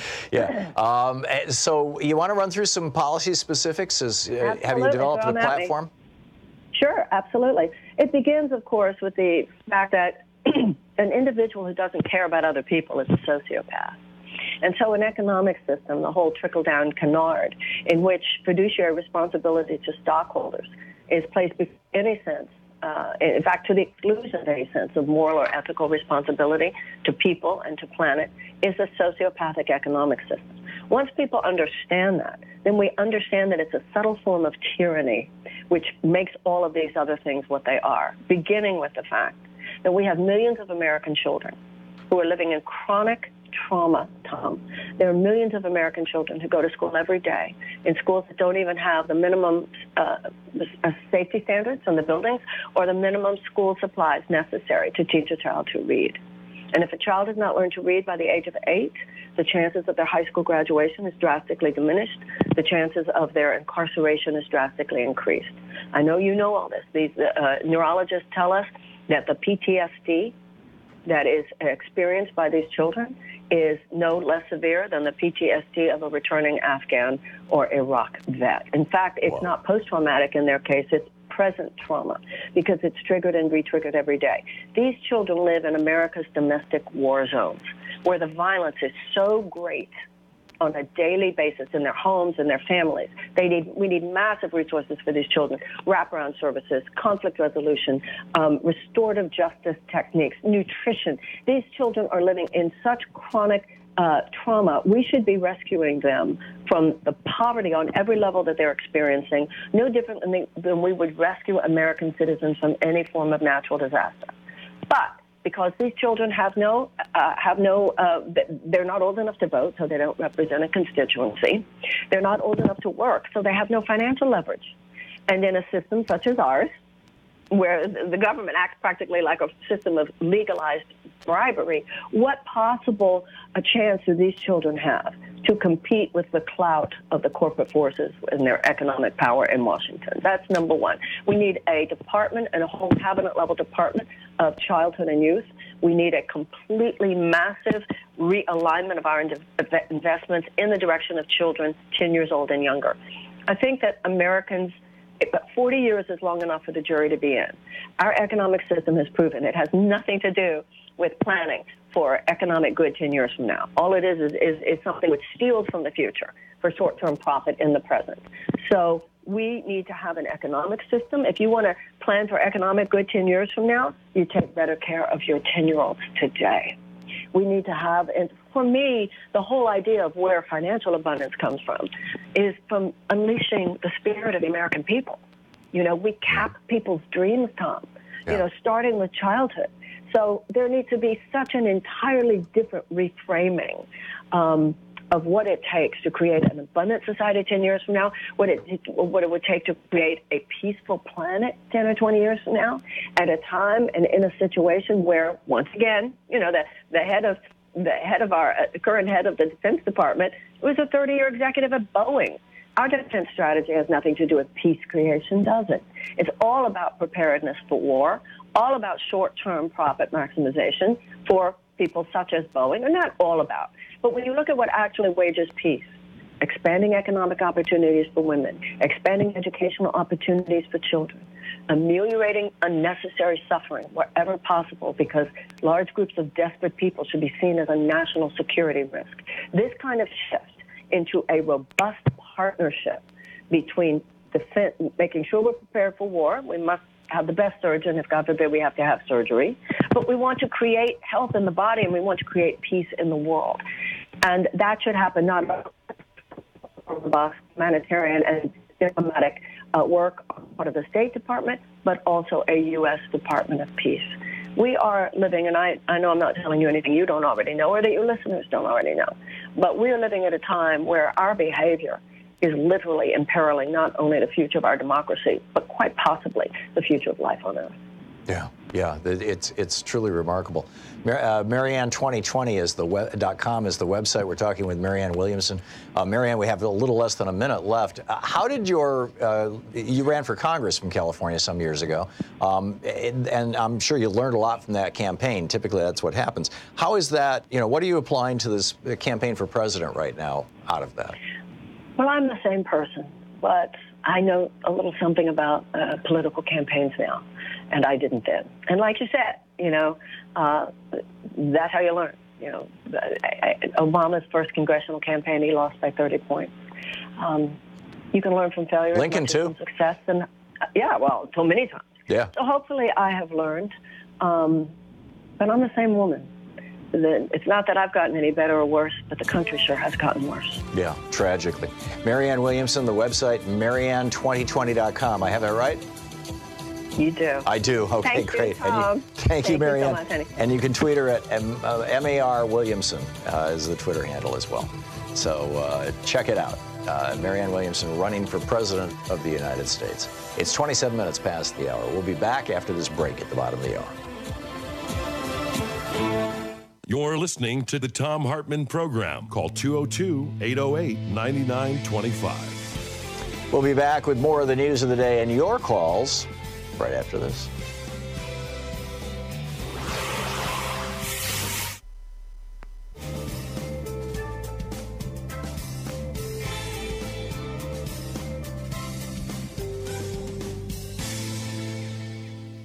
Great news. In fact, two pieces of great news. Number one, Mike in San Francisco has offered a matching gift of $60,000 to run today, tomorrow, Saturday, and Sunday. So all of your gifts up to $60,000 will be matched 1-to-1. So if you gave $1,000 today, it becomes $2,000 for Free Speech TV because Mike kicks in $1,000. If you give $200 today, it becomes $400. If you give $20 today, it becomes $40. Whatever amount it may be, for the next 4 days, it's going to be doubled. So here's your opportunity to really jump in and have your money have impact. By the way, this is going to be the last match of the pledge drive. And so, you know, get in now, get while the getting's good. The other piece of really cool news is yesterday we had a caller, I believe, who suggested that a great bumper sticker would be, Jesus was a socialist.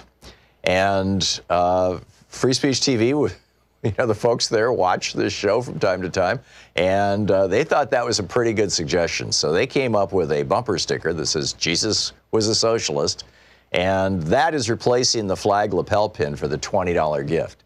So if you give $20 today, or, you know, at any other point in the fundraising drive, and specify that you want the Jesus bumper sticker, you will get that Jesus was a socialist bumper sticker with the $20 gift. With the $60 gift, there's a whole series of stickers, the 6-sticker design pack. With a $72 gift, you get a copy of my brand new book. It will be out in June. It's available for pre-order now, but it's just, you know, it won't actually be shipping until May. So, but you can read all about it on, you know, any of these book sites if you want to see the details of it and the actually little summaries and pieces of it. They're available, you know, over at Amazon and Barnes & Noble and places like that. But you want to get the book here from Free Speech TV with the $72 gift because it'll be autographed by me, and you'll probably get it before anybody else does. The title is The Hidden History of Guns and the Second Amendment. With a $100 gift, you get the Free Speech TV t-shirt with the viewer design. With the $200 gift, you get the Free Speech TV hoodie with the viewer design. With the $360 gift, you get everything that I just mentioned: the Jesus sticker, the series of stickers, the book Hidden History of Guns and the Second Amendment, the T-shirt, and the hoodie. All of that, $360 gift. With a $500 gift, you can attend the webinar that we're putting together, Louise and I are putting together, Resolving Fear, Anxiety, Stress, and Trauma in the Era of Trump. And with a $1,000 gift, we're going to be doing a meet and greet, or you can, you know, with a $1,000 gift, we try to get, you know, a couple people at a time to drop by here, and y'all hang out, meet each other, meet me, see how this place works. I'll give you a guided tour of even the back room where all the equipment is, which kind of looks like something from a spaceship, a very disorganized spaceship, but nonetheless. And then we'll go to lunch, and we'll have a nice time. You know, those viewer lunches are particularly fun and interesting. So those are the premiums that Free Speech's TV is offering. But I think that, and once again, whatever you donate at any one of these levels will be doubled today, tomorrow, and over the weekend. So, you know, now is a great time to call 877-378-8669, 877-378-8669, and make your contribution to Free Speech TV. 877-378-8669 is the telephone number. We're heading into an election. We've got, you know, well, it's a year and a half down the road, but we're heading into primary elections, and which will be starting next spring. We're going to start seeing, you know, debates. We're seeing candidates starting to form their opinions and take positions on things. It's absolutely fascinating to see, you know, right across the spectrum. who's doing what, who's stepping up to various challenges and things like that, politically speaking. And I'm very optimistic. Actually, I think we've got a great crop of Democratic candidates. And I'm also very hopeful that we can retake the Senate and not only hold on to the House, but expand our footprint in the House. Now, I know the Koch brothers are going to be pouring probably hundreds of millions, maybe over $1 billion into this election, them and their network and their buddies. Shelley Adelson will be there with all his millions. The Mercers will be there with their millions in all probability. And, we just don't have billionaire oligarchs and giant corporations on our side because, they're all about, deregulating or regulating gambling in ways that helps casinos, or deregulating oil so that they can dump more pollution in the air where they, with the refining of this stuff, and deregulating the banksters and all this stuff. And so, those concentrations of huge money in the United States in those sectors are not so much coming to the Democratic Party. It's mostly just you and me. And so, I get that. And, but, we are the force amplifier, right? Free speech TV is where the Democrats can come on and the progressives come on the program and talk directly with you.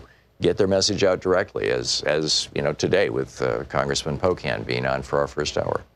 So please call now, 877-378-8669, and be part of that force multiplier, and your donation will be doubled today. Thank you. And please call now.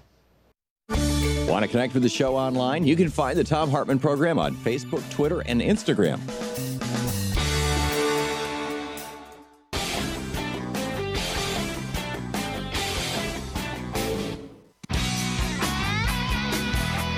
Welcome back. Thom Hartmann here with you. I just wanted to give you some updates on the United States' ongoing war against people of color. In the Stephon Clark case, he was, of course, killed by a police officer in Sacramento. The DA's office decided not to prosecute the police officer, but then they went a step beyond that. Anne Marie Schubert, who is the Sacramento County District Attorney, held a press conference. This is a few days ago. This was on the 5th. Today is the 7th. Held a press conference in which she announced that they weren't going to prosecute because the cops actually in good faith thought that his cell phone in his hand was a gun, quack, quack, quack. We've heard that before. But then she goes off on this rant about what a nasty guy Stephon Clark was, citing things that I'm not even going to quote, that had absolutely nothing to do with his being shot and killed by a police officer. The family had not been given a heads up. They were there. It just stunned everybody. Number one. Number two, Lawton Child Middle Academy in Lakeland, Florida. A young man was arrested, a 6th grader was arrested because he refused to say the Pledge of Allegiance. Not expelled, not punished, not sent to the back of the room, not sent to the principal's office, although all those things would be wrong too, but arrested, a child, a young African-American child. And this is on February 4th. And it only really, came to a head because Jay-Z's group, Team Rock, from Rock Nation Entertainment Company, got involved and started, talking about this in social media. And so in the letter to his mother, Dakira Talbot, the county's teen court said there are no pending issues now. So they're dropping charges against the 6th grader. Geez, how generous of them. Meanwhile, on Tuesday in Boulder, Colorado, a black man was out in front of his house, or his building. I think it's a multi-person dwelling, maybe an apartment building or a small, a building that has multiple people living in it, picking up trash in his own yard, literally in his own front yard, picking up trash with a trash bag in one hand and one of those things that have the extension on the end, that you can pick up trash with. And a police officer shows up and says, prove to me that you live here. He shows him his ID. The cop doesn't believe him and calls a couple of friends, and now you got 3 cops holding this guy at gunpoint. There's a 16-minute video of it that's gone viral. And this in Boulder, Colorado. I mean, this is just absolutely bizarre. And finally, the officer who shot and killed a motorist in 2015, a stranded black motorist. His name was Raja Jones, and his SUV had broken down, and this out-of-uniform police officer pulled over next to where Jones's car was, got out, and came at him with a gun.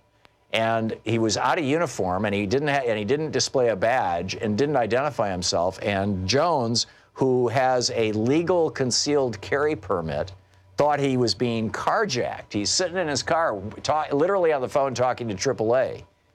And he sees a guy coming at him with a gun pointed at him. And so he takes his gun out of the glove compartment and puts it in his lap. The cop gets up close enough to see that there's a gun in the guy's lap and just starts shooting over and over and over again and killing this guy.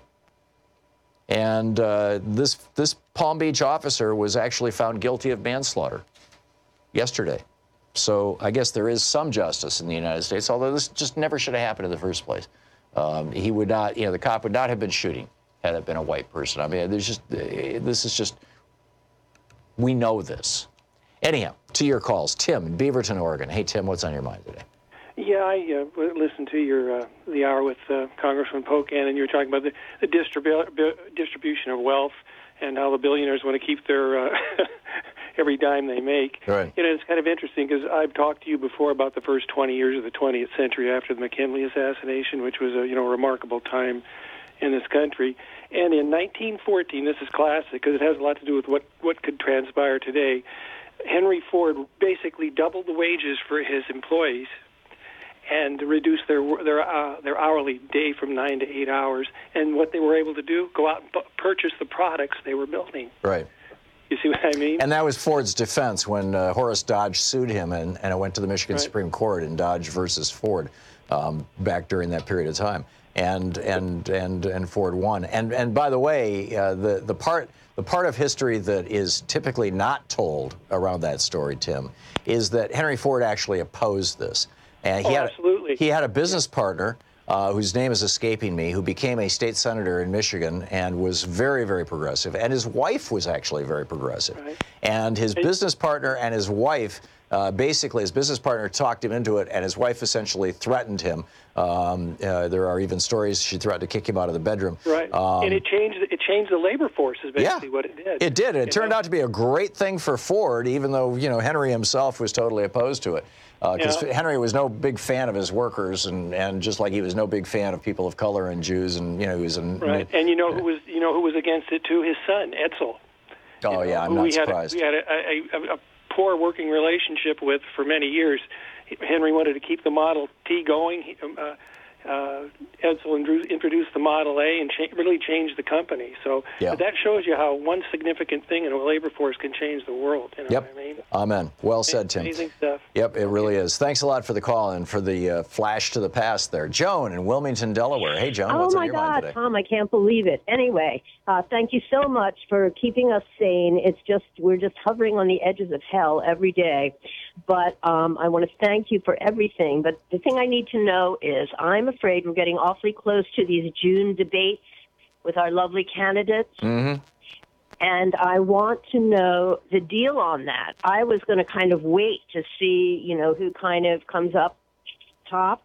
Right. But I think it says something about $65,000 from 200 donors in 20 states in order to be eligible for the first two debates, or 1% in 3 approval polls. Can you just expand on that and start advertising or something, or just give me some more insight on what we should be doing? Your numbers sound more specific than my memory. I thought it was 65,000. Okay, I may be wrong. That's what I got off the internet today, and I don't really it may know well be what true. That means. And I need to look it up so that because I did mention this a couple days ago, but I was running off memory, and sometimes that's a dangerous thing to do. I love your Marianne Williamson. Yeah, she's great, and if you want to see her in the debates, then a $1 donation is I think they're looking not just at the amount of money that you raise, but the big key is the number of donors.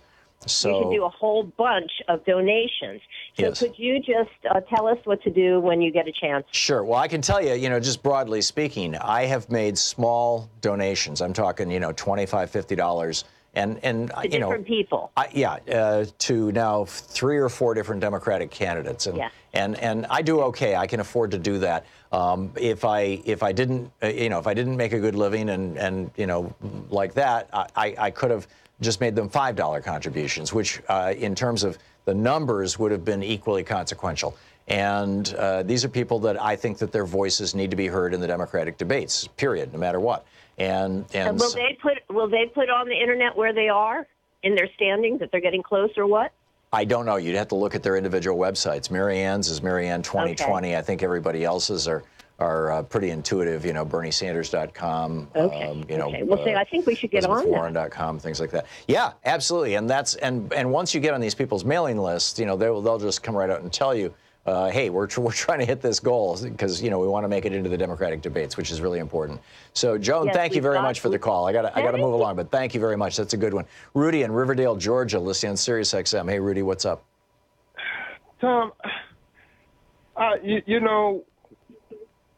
when I hear of these killings of black men,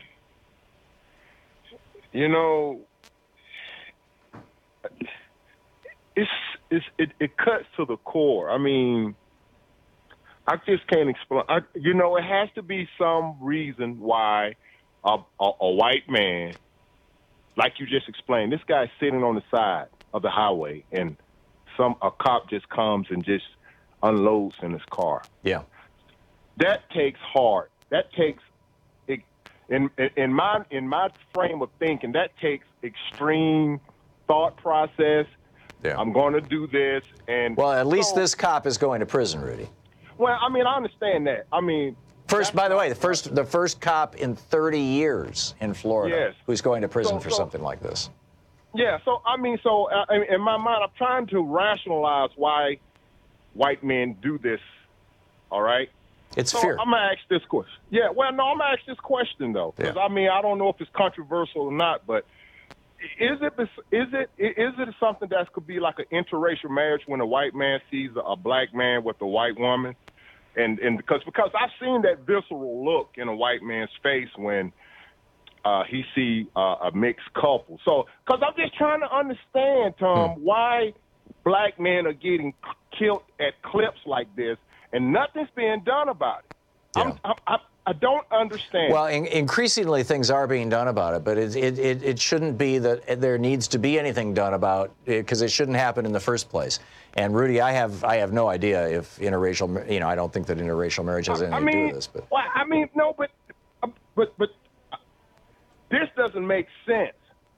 Oh, I think you've got 400 years of genocide and literal slavery followed by something damn close to slavery followed by massive discrimination and institutional suppression of wealth and opportunity, which literally continues to this day, and then at the same I can't summarize the whole race situation in the United States in 30 seconds, but Rudy, thank you for the call. You're listening to Thom Hartmann. Visit ThomHartmann.com for audio and video archives. The biggest bottom line is that white people have to start paying attention to this stuff. They have to wake up to what their own privilege is, and the number one part of their own privilege is that they don't have to think about this.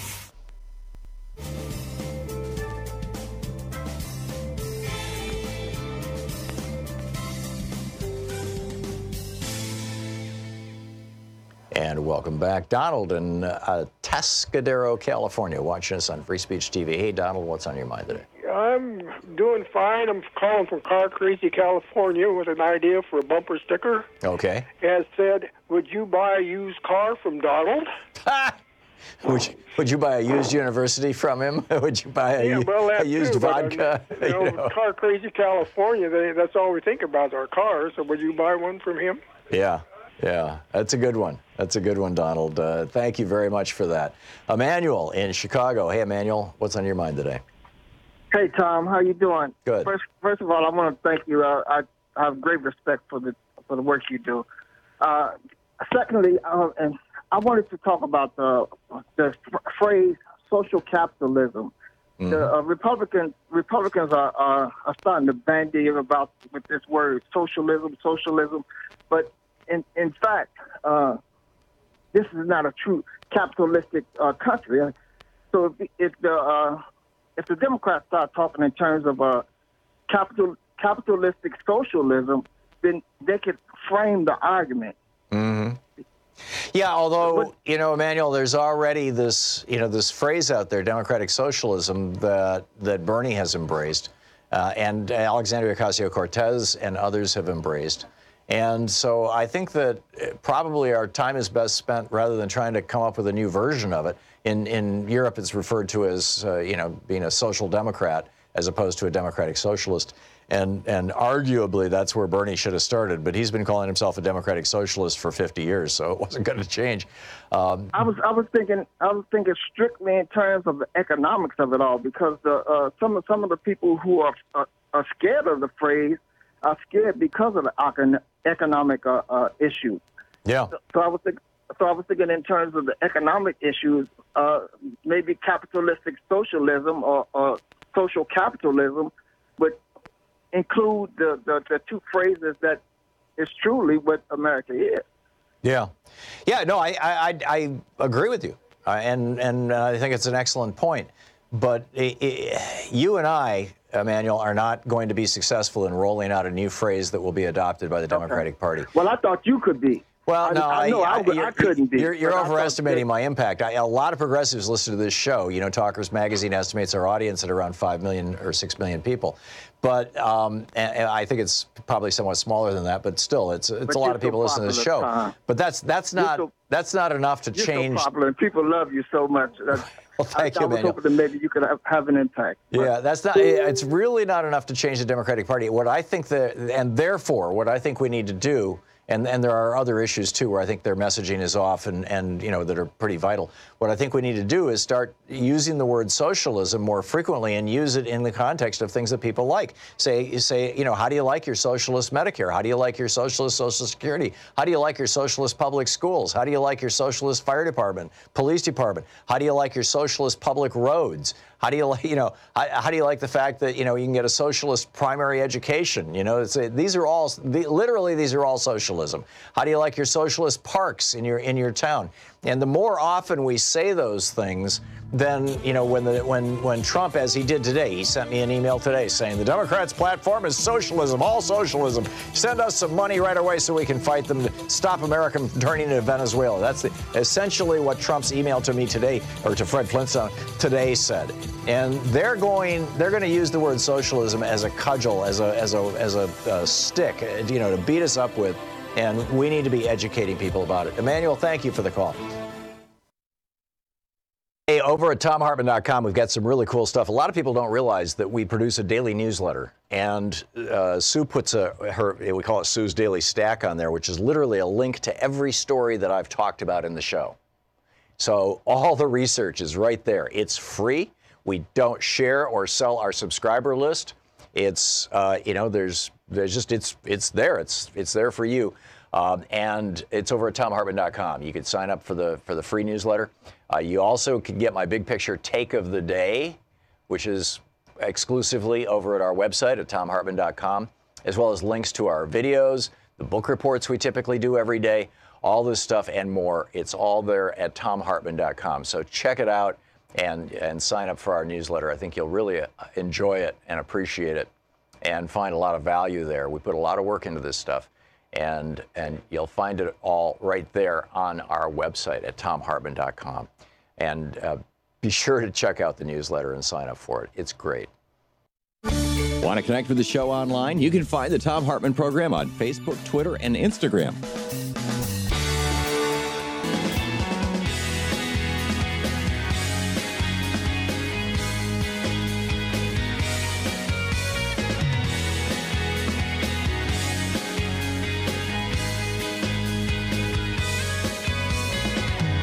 Let's check in with Bob Ney and Talk Media News and find out what's going on in the world today. This report brought to you by GoatsForTheOldGoat.com and Ellen Ratner's new book, Loving What You Do. Bob is the author of Sideswipe, former congressman from Ohio. Bob, welcome back to the program. Well, thank you, Tom. So what's at the top of the hit parade for the news today? Well, several things. The Lou Dobbs scenario, which is fascinating because Lou Dobbs is angry at President Trump, and we all know that President Trump watches Lou Dobbs. Lou Dobbs is his favorite. I don't know if he still is, but he watches him all the time. And Lou Dobbs was very upset because CEO House, including the U.S. Yeah, I'm sorry, you just bounced out there. Lou Dobbs is very upset because what? Oh, I'm sorry. Lou Dobbs is very upset because the CEOs from different companies and the U.S. Chamber of Commerce, in conjunction with an event they had, came to the White House. And when they showed up, they had made some comments about how they were happy with the fact that Ivanka Trump must be in this issue, Tom, that Ivanka Trump and the president were taking a look at least of the immigration that would be deemed legal immigration. Now, these would be people that come in on the HB-1 visas, to work in businesses. To work at Mar-a-Lago. Right, yeah, work in Mar-a-Lago. I mean, Trump's got hundreds of these people. I think those are more blue-collar, with the Mar-a-Lago, but then there's the high-tech, white-collar people that come in. And so So is the bottom line here, Bob, that Lou Dobbs? I've been at a couple of conventions with him back in the day, these immigration conventions, and he's always basically hated the idea that anybody who comes into this country who's not white European would have an opportunity to be a U.S. citizen. Yes. Is that the bottom line here? Is that he doesn't even want legal immigration? Yes, he is a restrictionist. Now, there are restrictionist groups, so let me make it clear. I'm not saying that Lou Dobbs is a member of that group, but he is what we are deeming these days in the media to be restrictionists. Interesting. Those are people who do not want legal immigration. They don't want you to be able to come here legally. Say you've been here 15, 20 years, and you can't bring your mother or your father, you can't bring your sister, you can't bring anyone with you.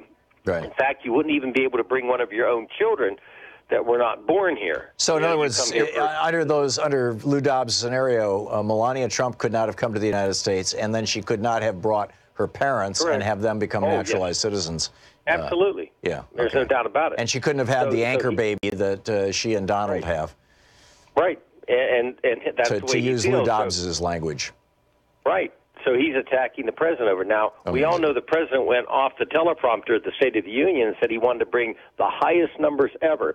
Now, there is an issue that you and I have chatted about, about embassies, and we can get into that down the road, but there's some embassy issues. What are our embassies doing? They're kind of following the Lou Dobbs pattern, I believe, where they're restricting the legal ability of people to come in here, people to get married, people that come in on student visas. And I think that's going on already with the Trump administration. So the president says one thing and he's doing another, but Lou Dobbs is not happy. Yeah, okay. What else is up?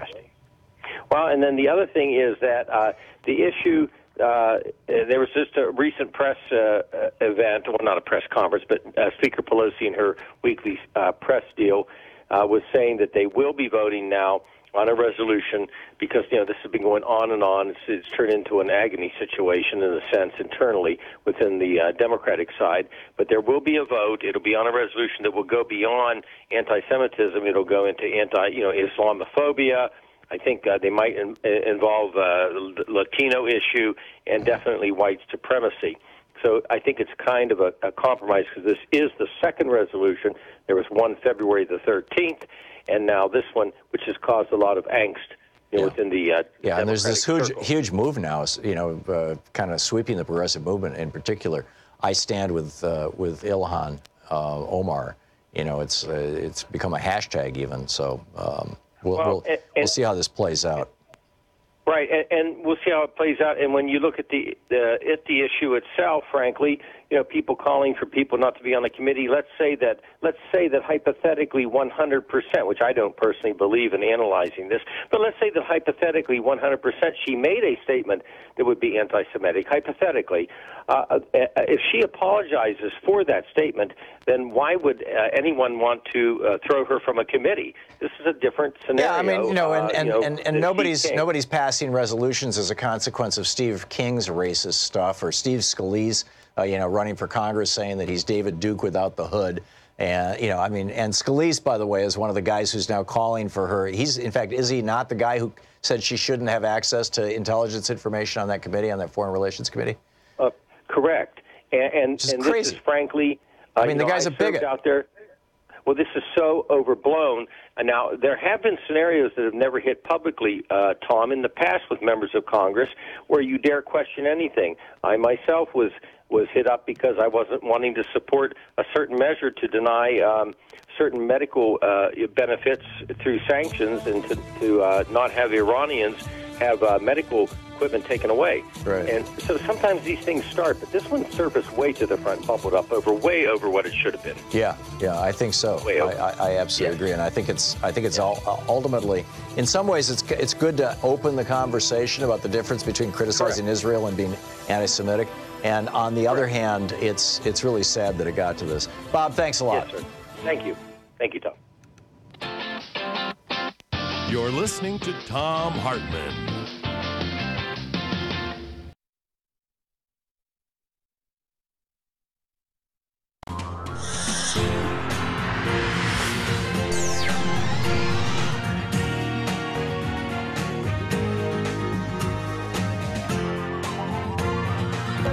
We say fight back!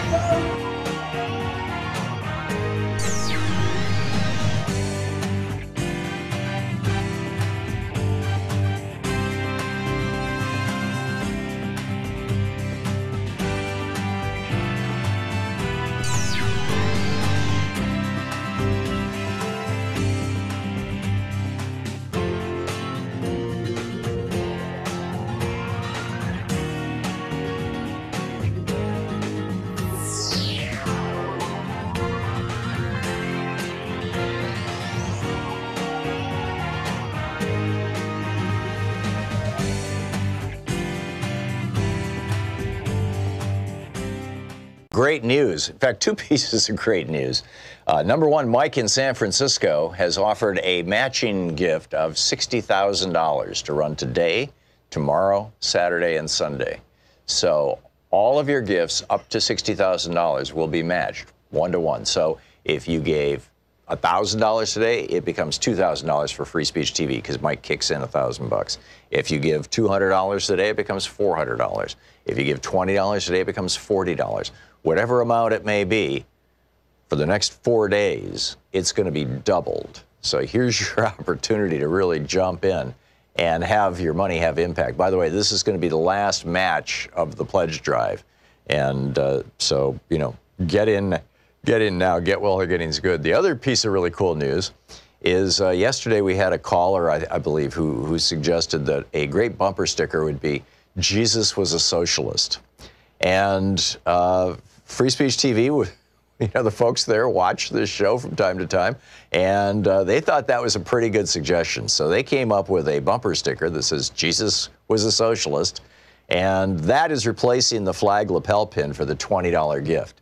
So if you give $20 today, or at any other point in the fundraising drive, and specify that you want the Jesus bumper sticker, you will get that Jesus was a socialist bumper sticker with the $20 gift.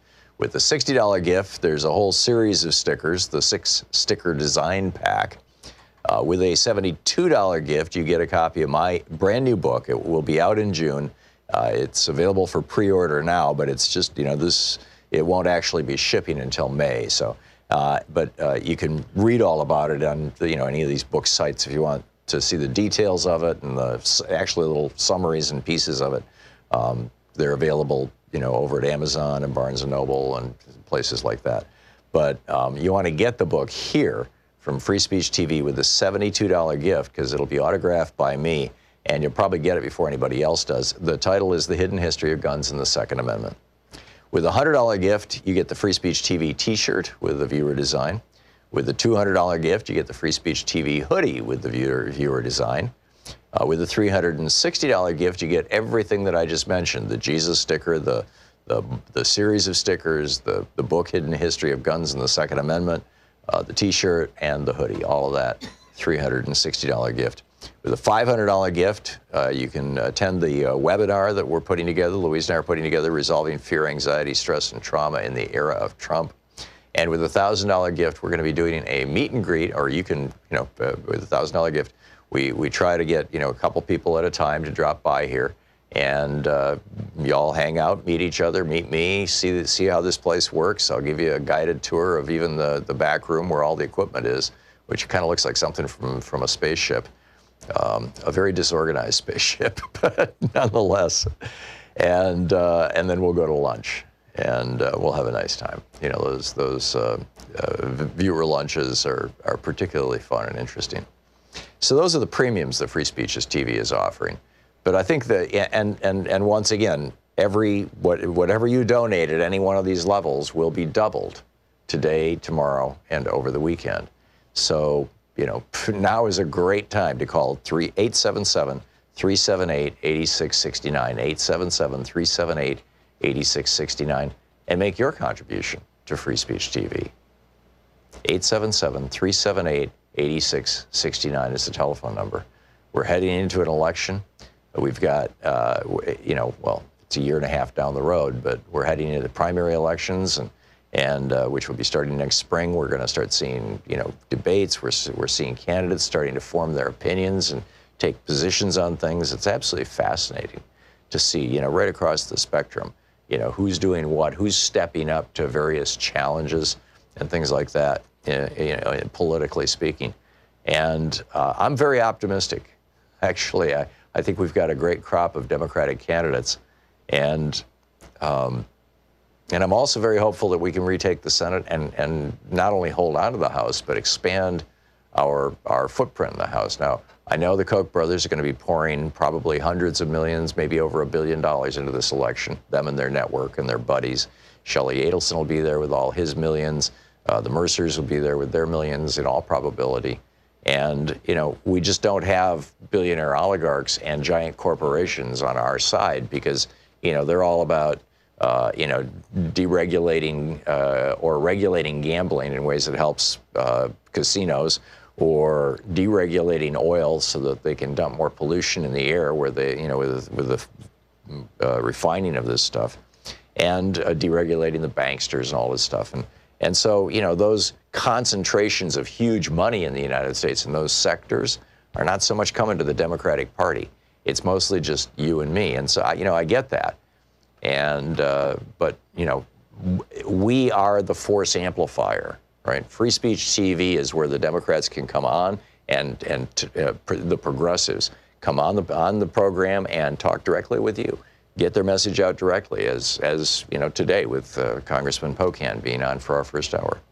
So please call now, 877-378-8669, and be part of that force multiplier, and your donation will be doubled today. Thank you. And please call now.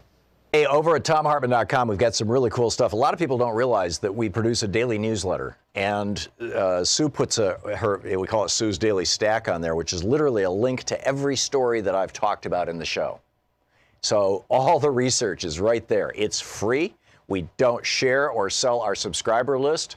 It's you know, there's just it's there. It's there for you, and it's over at ThomHartmann.com. You can sign up for the free newsletter.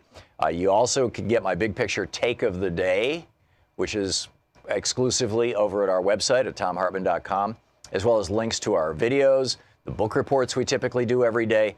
All this stuff and more, it's all there at ThomHartmann.com. So check it out and sign up for our newsletter. I think you'll really enjoy it and appreciate it and find a lot of value there. We put a lot of work into this stuff, and you'll find it all right there on our website at ThomHartmann.com. And be sure to check out the newsletter and sign up for it. It's great. Want to connect with the show online? You can find the Thom Hartmann Program on Facebook, Twitter, and Instagram.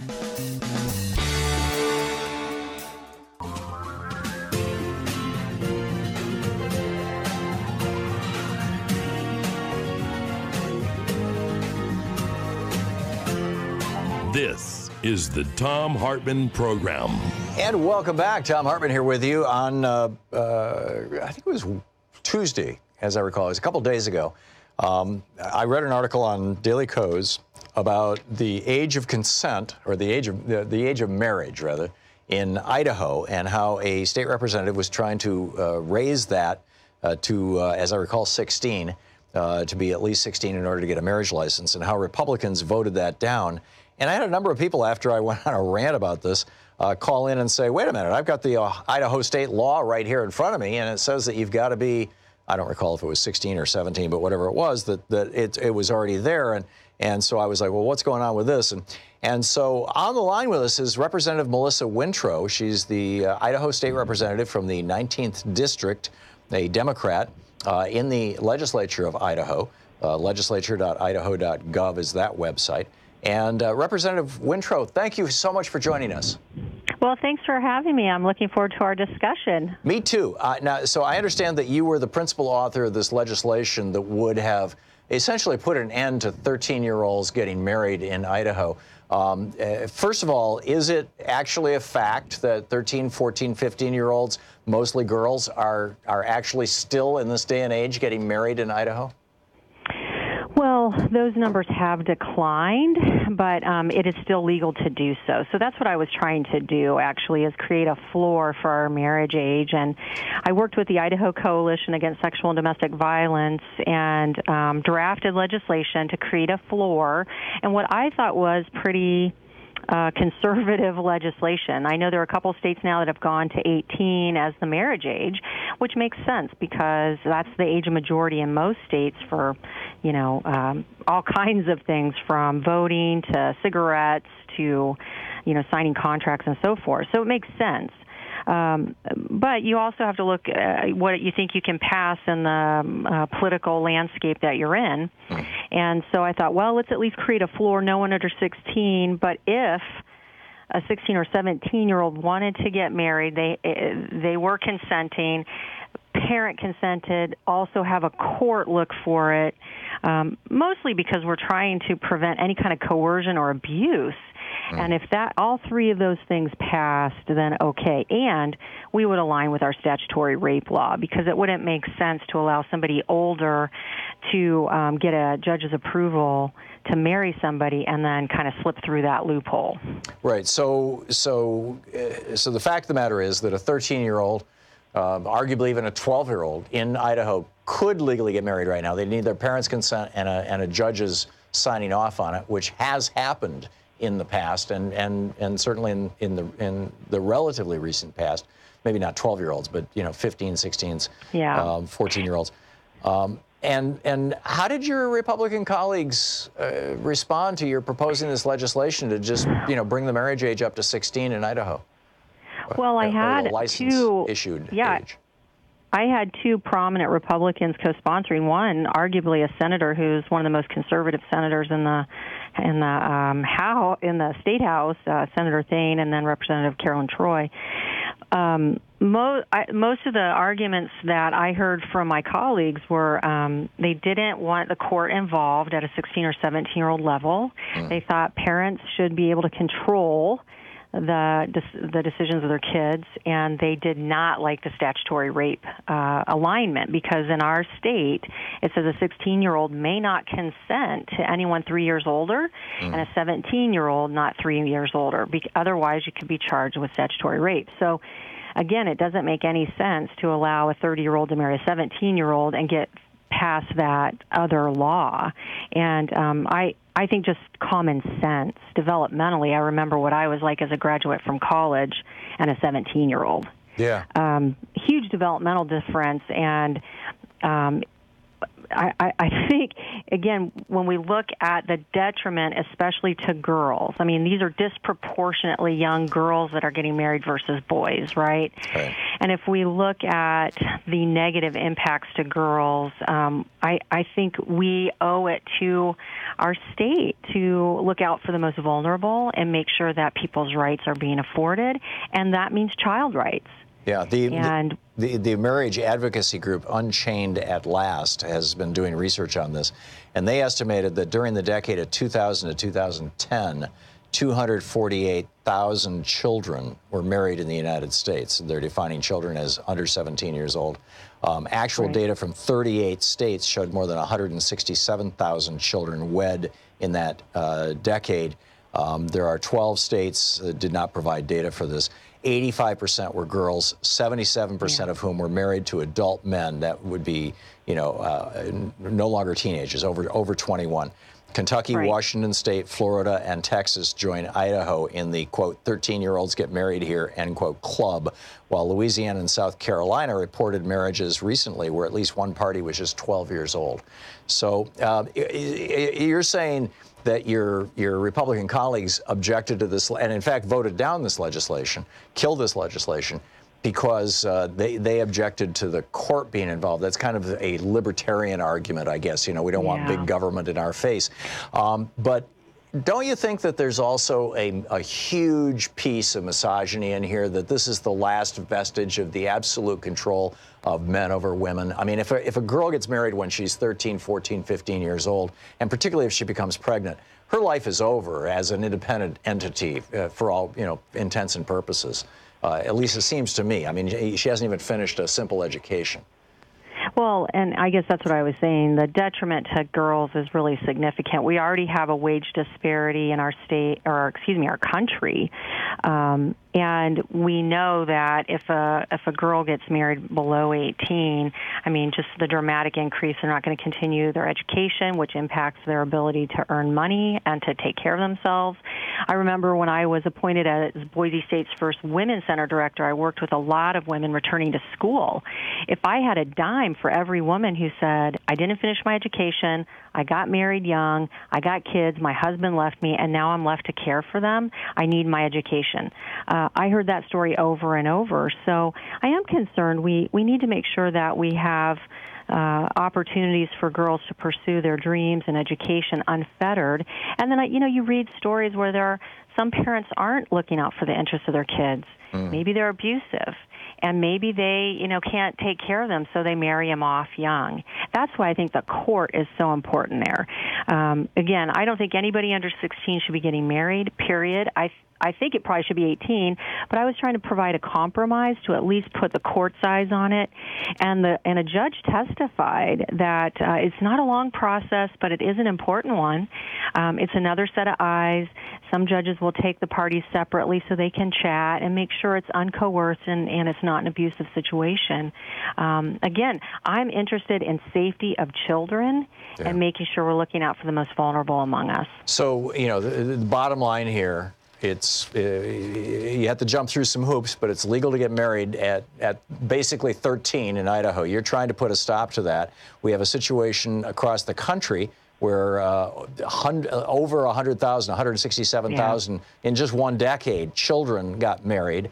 There's a half a dozen states, a little more than a half a dozen states where this is possible, and you're trying to put an end to this. Your Republican colleagues shot that down. Now that this has gotten some publicity, are any of them reconsidering?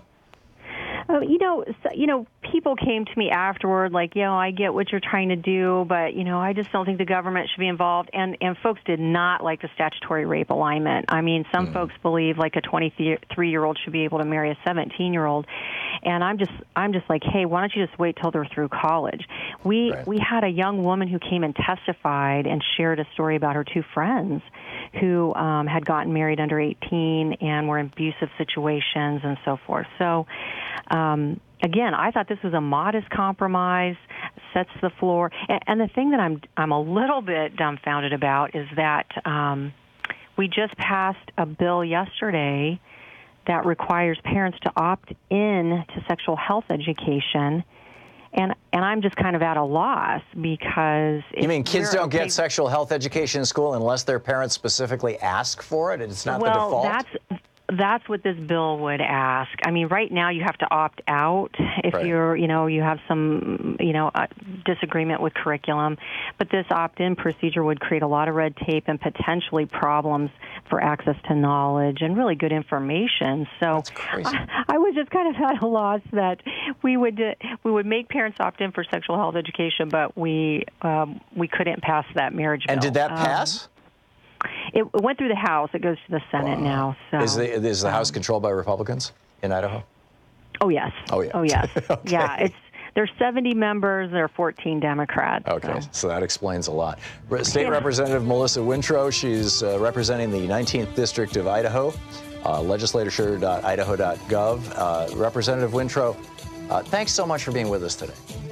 Thank you. I really appreciate your coming in and helping me clean up what what seemed to me a little bit of confusion, but now it all makes perfect sense. And thanks for doing such a great job in the Idaho legislature there. We need more legislators like you. Really appreciate it. Thank you. Thank you very much. We'll be right back. It's 16 and a half minutes past the hour. This is the Thom Hartmann Program. Back with the more of the news of the day and your calls right after this.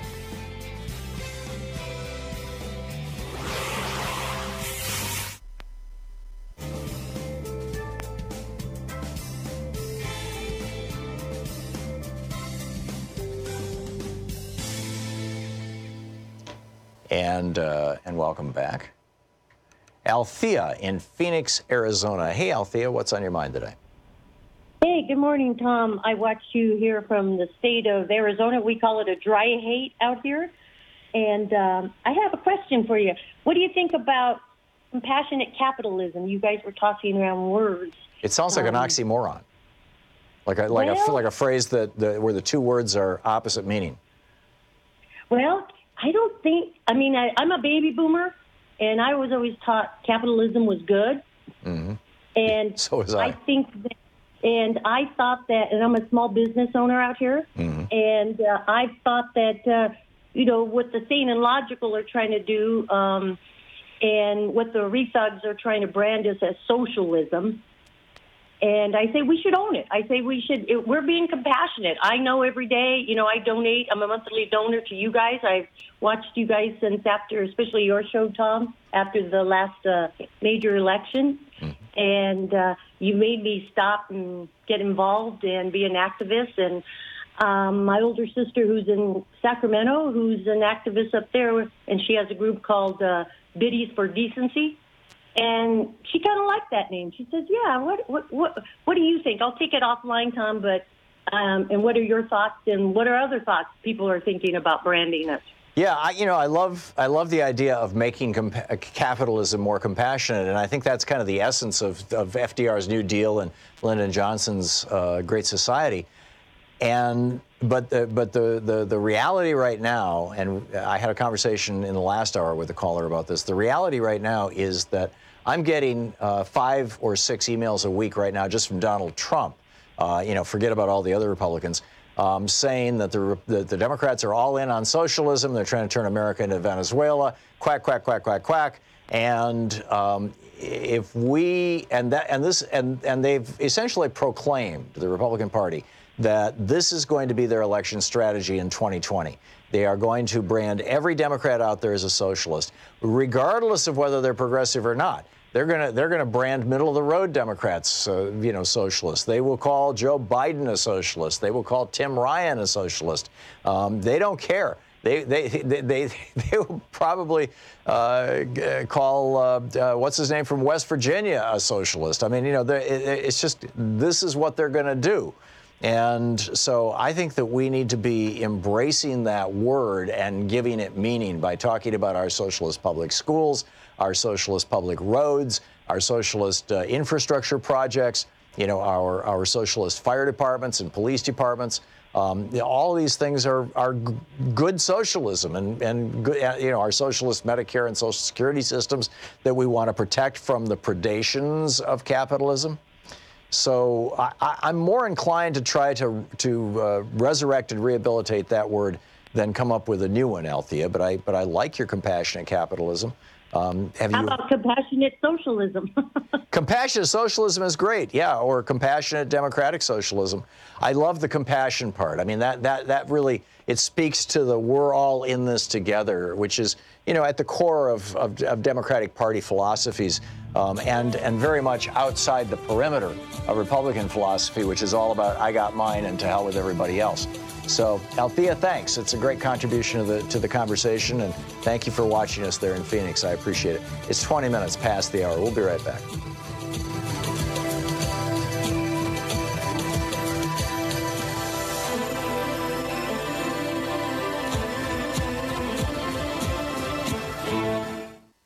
Hey, over at ThomHartmann.com, we've got some really cool stuff. A lot of people don't realize that we produce a daily newsletter, and Sue puts we call it Sue's Daily Stack on there, which is literally a link to every story that I've talked about in the show. So all the research is right there. It's free. We don't share or sell our subscriber list. It's there's just it's there. It's there for you. And it's over at ThomHartmann.com. You can sign up for the free newsletter. You also can get my big picture take of the day, which is exclusively over at our website at ThomHartmann.com, as well as links to our videos, the book reports we typically do every day, all this stuff and more. It's all there at ThomHartmann.com. So check it out and sign up for our newsletter. I think you'll really enjoy it and appreciate it and find a lot of value there. We put a lot of work into this stuff. And you'll find it all right there on our website at ThomHartmann.com. And be sure to check out the newsletter and sign up for it. It's great.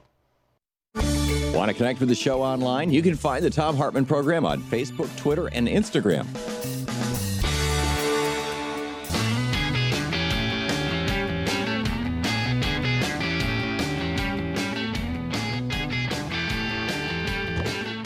And welcome back. Boy, a lot going on in the world today, isn't it? Just a fascinating time to be alive. I'm excited. Pat in Washington, D.C. Hey, Pat, thanks for listening to Sirius XM. What's on your mind today? Well, I wanted to disagree with you about something you said earlier. Okay. When the guy was calling in, obviously very much distressed and confused, about why the police keep shooting down men of color. And you said it was because of fear. Well, I was hitting a break there. It's obviously it's racism that's driving that fear. It's this perception of an other that is different than oneself, and all the layers of essentially evil memes that have been laid on that other over the years. But I was running out of time. I'm sorry, Pat, if I wasn't. But feel free to go after what I just said. Well, it just that whole thing about fear that sort of feeds into this police reasoning behind why they kill people, and I just think, sure. You just first of all, how do you pull over, get out of your car, and walk up to a car with your gun drawn, and then open fire on a man just because you see a gun in his lap? How are you afraid? How do you claim fear for that? Or how do you claim fear for somebody running away from you and you shooting them down in the back? So just to say that this fear sort of feeds into this police excuse about why they're just opening fire on black men. And one of the answer, frankly, it needs to be, nationwide police reform. Yes. Police conduct nationwide. There ought to be a reasonable, articulable reason for fear, for somebody saying it's fear, and it should be, clearly identified. Let's just start somewhere. But, a police goes up and mows a man down or a guy's running away and they say, I was afraid. That's just crazy. And that is the freaking law. That's what's so unbelievable about it. Yeah, I absolutely agree. That's how so many of them get away. I absolutely agree. And I think at its core, it is 100% racism. And only occasionally, arguably, is it fear. I think that, the guy who killed Trayvon Martin was motivated purely by hatred, racial hatred. Absolutely. And of course the list goes on and on and on. And occasionally you'll get a cop. Oh, the cops who killed Tamir Rice. Oh, we thought he had a gun. Still, you wouldn't have done that if it had been a 10-year-old white kid. It's just let's just be clear about this. So yes, and I would add, if I can, not only do we need nationwide police reform, and that includes some really dramatic changes in how we hold police officers accountable in officer-involved shootings, and how the police unions, the power that the police unions have in that regard, needs to be, in my opinion, somewhat dialed back. But also, we've got a problem in our schools. Black kids are literally treated differently in our schools. They're more likely to be disciplined. They're more likely to be expelled. Et cetera. Beyond the problems that might be associated with regional poverty or things like that. I mean, this is a racial thing too, and it's not just our schools. I mean, at so many different levels in our society. So we have. many. I'm sorry. Go ahead. No, you're right. So many. You're absolutely right. From the cradle to the grave is real.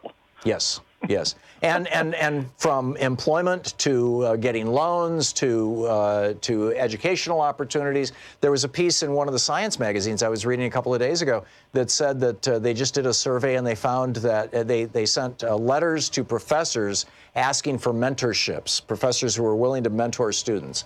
And what they found was that when they signed identical letters, right, this was just an experiment, identical letters, they signed them with a name that implied that the student was white versus a name that implied that the student was black.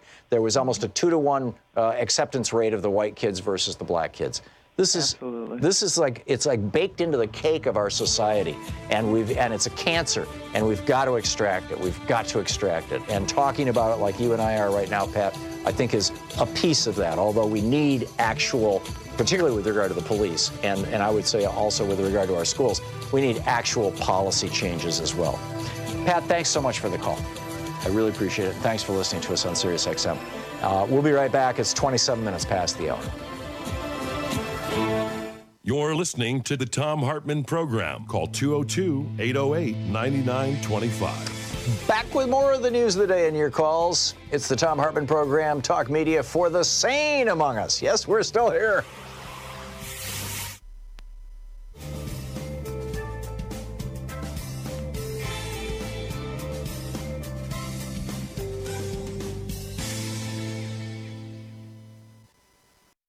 Great news. In fact, two pieces of great news. Number one, Mike in San Francisco has offered a matching gift of $60,000 to run today, tomorrow, Saturday, and Sunday. So all of your gifts up to $60,000 will be matched 1-to-1. So if you gave $1,000 today, it becomes $2,000 for Free Speech TV because Mike kicks in $1,000. If you give $200 today, it becomes $400. If you give $20 today, it becomes $40. Whatever amount it may be, for the next 4 days, it's going to be doubled. So here's your opportunity to really jump in and have your money have impact. By the way, this is going to be the last match of the pledge drive. And so, you know, get in now, get while the getting's good. The other piece of really cool news is yesterday we had a caller, I believe, who suggested that a great bumper sticker would be, Jesus was a socialist. And Free Speech TV, you know, the folks there watch this show from time to time, and they thought that was a pretty good suggestion. So they came up with a bumper sticker that says, Jesus was a socialist, and that is replacing the flag lapel pin for the $20 gift.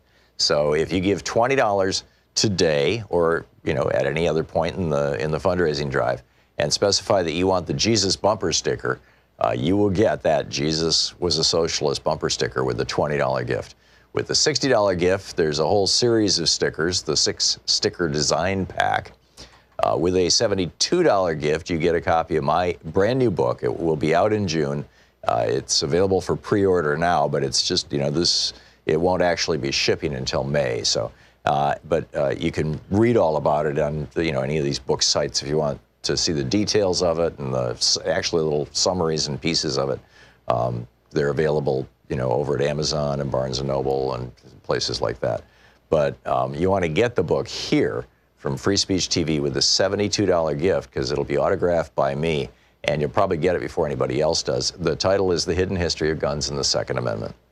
With a $100 gift, you get the Free Speech TV t-shirt with the viewer design. With the $200 gift, you get the Free Speech TV hoodie with the viewer design. With the $360 gift, you get everything that I just mentioned: the Jesus sticker, the series of stickers, the book Hidden History of Guns and the Second Amendment, the t-shirt, and the hoodie. All of that, $360 gift. With a $500 gift, you can attend the webinar that we're putting together, Louise and I are putting together, Resolving Fear, Anxiety, Stress, and Trauma in the Era of Trump. And with a $1,000 gift, we're going to be doing a meet and greet, or you can, you know, with a $1,000 gift, we try to get, you know, a couple people at a time to drop by here, and y'all hang out, meet each other, meet me, see how this place works. I'll give you a guided tour of even the back room where all the equipment is, which kind of looks like something from a spaceship, a very disorganized spaceship, but nonetheless. And then we'll go to lunch. And we'll have a nice time. You know, those viewer lunches are particularly fun and interesting. So those are the premiums that Free Speech's TV is offering. But I think that, and once again, whatever you donate at any one of these levels will be doubled today, tomorrow, and over the weekend. So, you know, now is a great time to call 877-378-8669, 877-378-8669, and make your contribution to Free Speech TV. 877-378-8669 is the telephone number. We're heading into an election. We've got, you know, well, it's a year and a half down the road, but we're heading into primary elections, and which will be starting next spring. We're going to start seeing, you know, debates. We're seeing candidates starting to form their opinions and take positions on things. It's absolutely fascinating to see, you know, right across the spectrum, you know, who's doing what, who's stepping up to various challenges and things like that, you know, politically speaking. And I'm very optimistic. Actually, I think we've got a great crop of Democratic candidates. And I'm also very hopeful that we can retake the Senate and not only hold on to the House, but expand our footprint in the House. Now, I know the Koch brothers are going to be pouring probably hundreds of millions, maybe over $1 billion into this election, them and their network and their buddies. Shelley Adelson will be there with all his millions. The Mercers will be there with their millions in all probability. And, you know, we just don't have billionaire oligarchs and giant corporations on our side because, you know, they're all about, you know, deregulating or regulating gambling in ways that helps casinos, or deregulating oil so that they can dump more pollution in the air where they, you know, with the refining of this stuff, and deregulating the banksters and all this stuff. And so, you know, those concentrations of huge money in the United States in those sectors are not so much coming to the Democratic Party. It's mostly just you and me. And so, you know, I get that. And, but, you know, we are the force amplifier, right? Free Speech TV is where the Democrats can come on and the progressives come on the program and talk directly with you. Get their message out directly, as you know, today with Congressman Pocan being on for our first hour. So please call now, 877-378-8669, and be part of that force multiplier, and your donation will be doubled today. Thank you. And please call now. Want to connect with the show online? You can find the Thom Hartmann Program on Facebook, Twitter, and Instagram.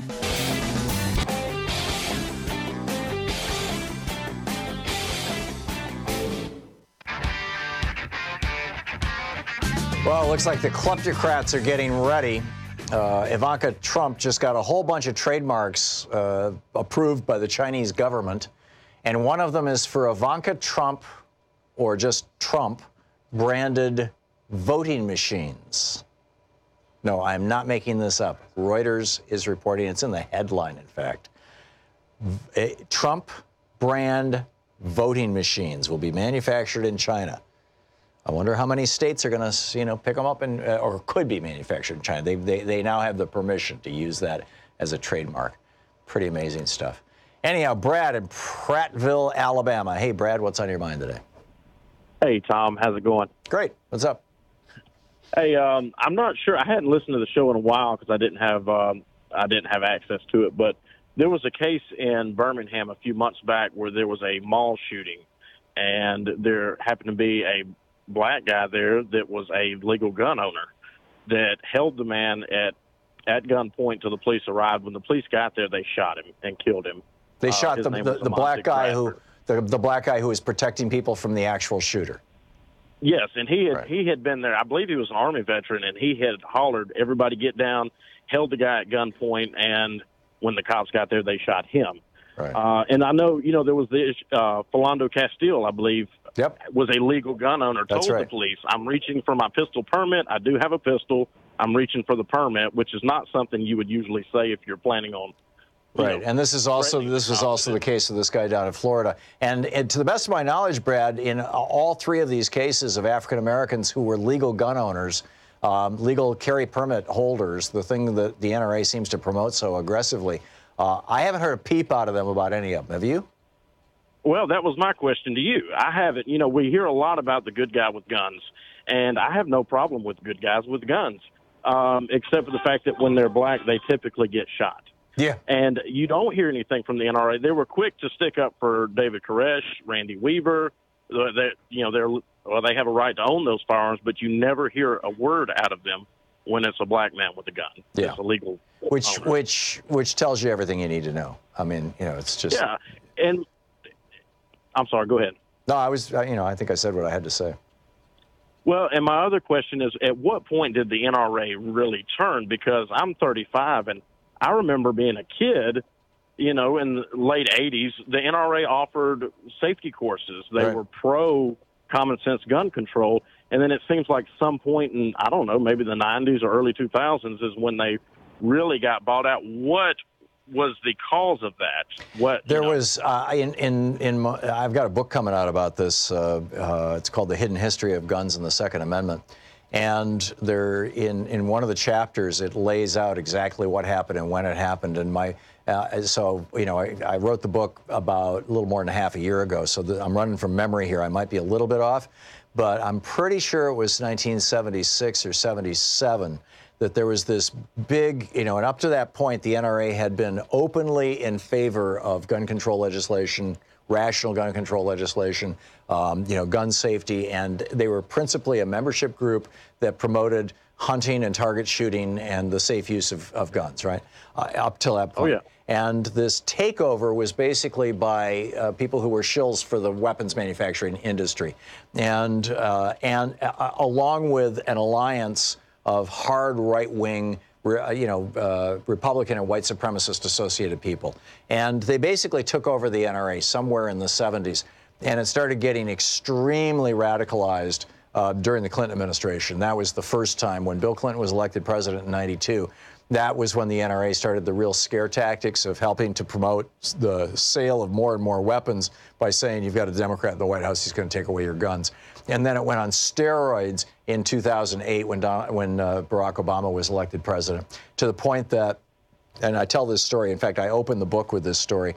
I get back to Michigan, every couple of years for Christmas or Thanksgiving, something like this. And this was Christmas. We were back, Louise and I were in Michigan, visiting our family, and one of my brothers has a couple of guns, and he's got a gun range in his backyard, a shooting range in his backyard. He doesn't hunt. In fact, he's mostly a vegetarian, but he and his wife both are concealed carry permit holders, and they've got these guns. And when we go visit, we go out in their backyard, and they live way out in the middle of nowhere, and we go out in their backyard and do target practice or shooting. Yeah. And my brother Steve, who has the guns, and myself and another one of my brothers and his son and one of my kids, maybe two of my kids, we all went to this gun range in Mason, Michigan. It's one of the biggest ones around Lansing, to do some target practice. And this was the Christmas of 2008, right? So this was 2 weeks after the election, or a couple weeks after the election, 3 weeks maybe, and Barack Obama had just been elected president.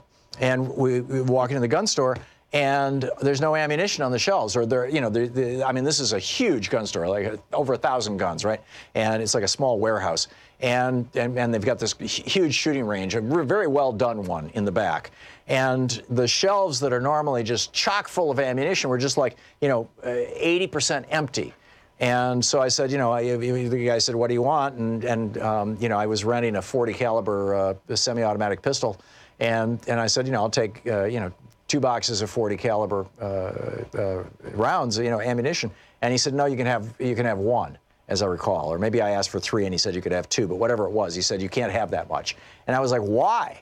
And he starts yelling at me. He says, "It's because of that," and he uses the word. He says, "Because of that N-word in the White House, or who's going to be in the White House." And I said, "What are you talking about?" And he said, "What, you can't hear me?" And he repeats it, And I'm like, I still don't know what you're talking about. I've never heard that, Obama wants to take away our guns or our ammunition. And he says, "I'll show you." And he pulls a smartphone out of his back pocket and scrolls through his email, and he shows me this viral email that had 100 people on the to list about how Obama had this secret legislation, and it was called HR 3096, and it would ban private ownership of guns, and it would shut down and just the whole thing, right?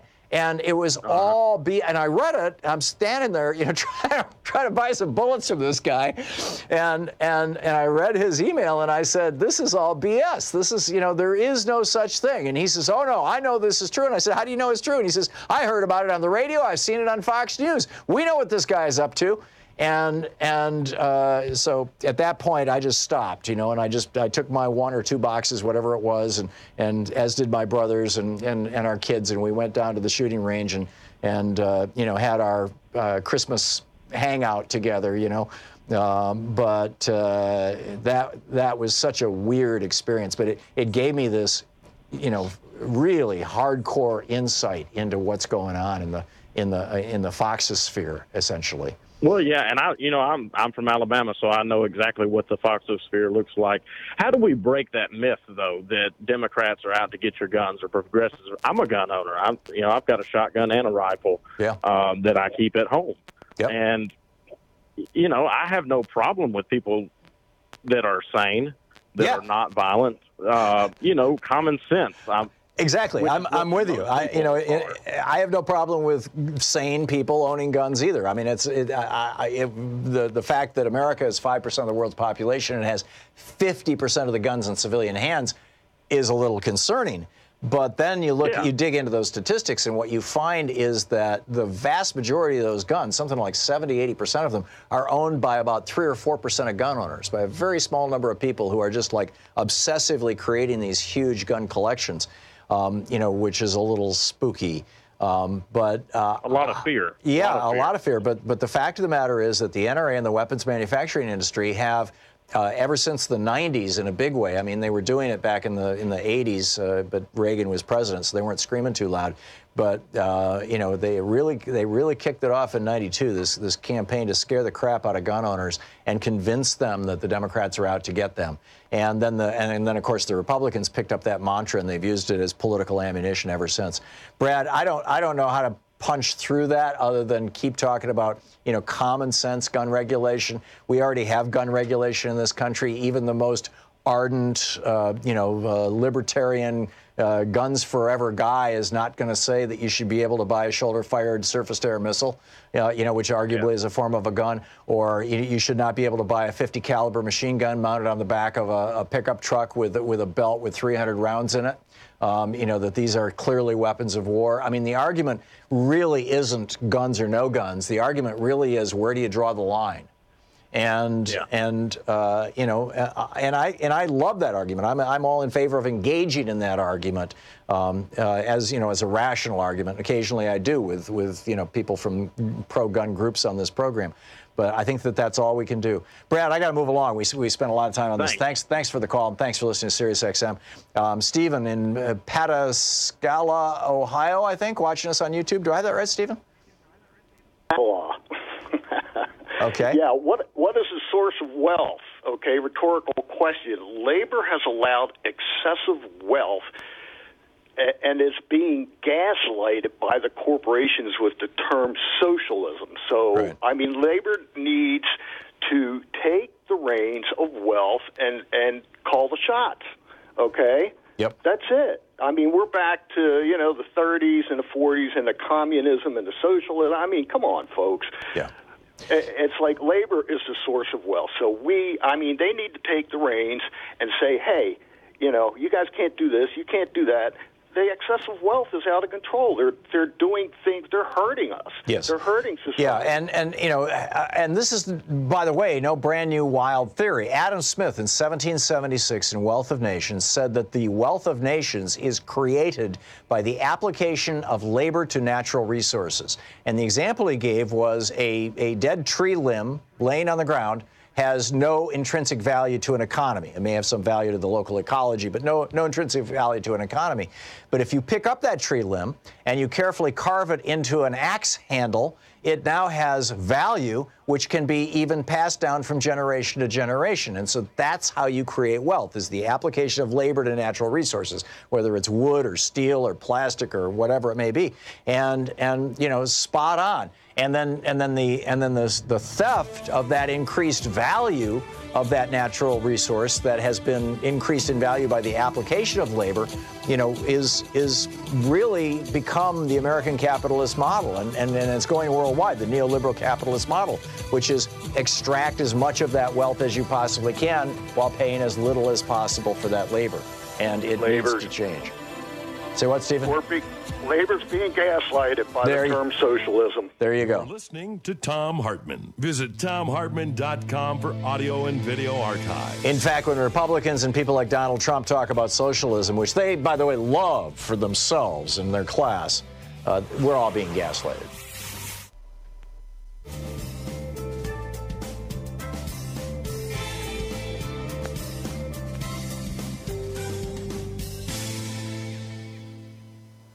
And welcome back. Let's see here. Julie in Austin, Texas. Hey, Julie, what's on your mind? Thanks for listening to, or thank you for watching us on Free Speech TV. Yeah, thank you. Thank you for taking my call. I just wanted to bring awareness to something really great that was passed, believe it or not, by both the House and the Senate last week. It's called the Natural Resources Management Act. And it permanently funds what's called the Land and Water Conservation Fund.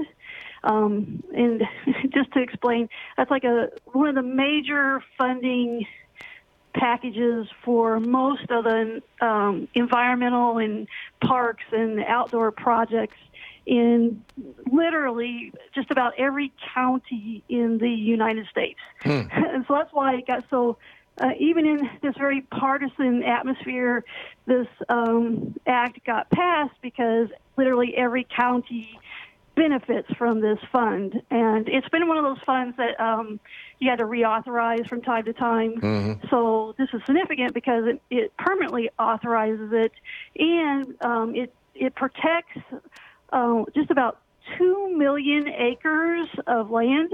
So it's very significant. And this particular act also added about 1 million acres of land to the protection. So this has already passed both the House and Senate. It's on its way to the president? Yes. That's great yes, news. That's why I'm calling because I really, really would like people to call the White House and encourage Trump to sign it. Okay, there you go. Because it'd be fantastic if because like I said, it creates new national monuments. It creates new national park space. It creates new land. I mean, it's really, really fantastic. And must be a lot of good stuff in Republican states for Mitch McConnell to push that through. Yeah. Julie, I need to move along for another to get some more callers in here. But thank you. Thanks for the heads up on that. I do appreciate it. Mike in Calistoga, California. Hey, Mike, what's on your mind today? Well, first off, Tom, I'm a longtime listener, and I tell people you're my political guru. You know, I'm pushing 70, Tom, and I really believe that socialism for people my age, a lot of baby boomers, is not going to work. Well, we have it right now, Mike. If you're over 65 and you're drawing Social Security or Medicare, that's socialism. Yeah. I've been a lifelong Democrat, member of 2 unions. And the thing is, I think we should have, like, Bernie is the new FDR. That's get off the socialism thing. I've had a lot of discussions with people my age. Yeah. And I think it's, you know, I agree with you that that's the best way to frame it, is to say we want to return to the Franklin Roosevelt, to the FDR roots of the Democratic Party, or even Lyndon Johnson's Great Society, although LBJ's reputation has been somewhat tarnished by the Vietnam War. But yeah, I don't disagree, but I'm telling you, the Republicans are coming at us, and they're going to use the word socialism as, you know, they're coming with a bullhorn, and they're going to use that word socialism against us, and we need to prepare for that. I do agree with you, Mike, though, that I think it's much easier when talking to Democrats to say, you know, the programs that FDR brought us need to be strengthened and expanded, and you know, Bernie, Elizabeth Warren, a lot of these candidates who are progressive or who are becoming progressive are basically the new foundation for that. Mike, thank you for the call. Very thoughtful. Got it. Thank you. We'll be right back.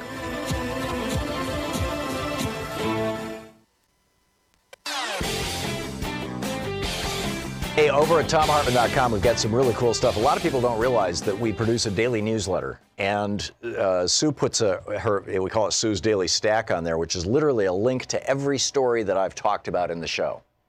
So all the research is right there. It's free. We don't share or sell our subscriber list. It's there's just it's there. It's there for you.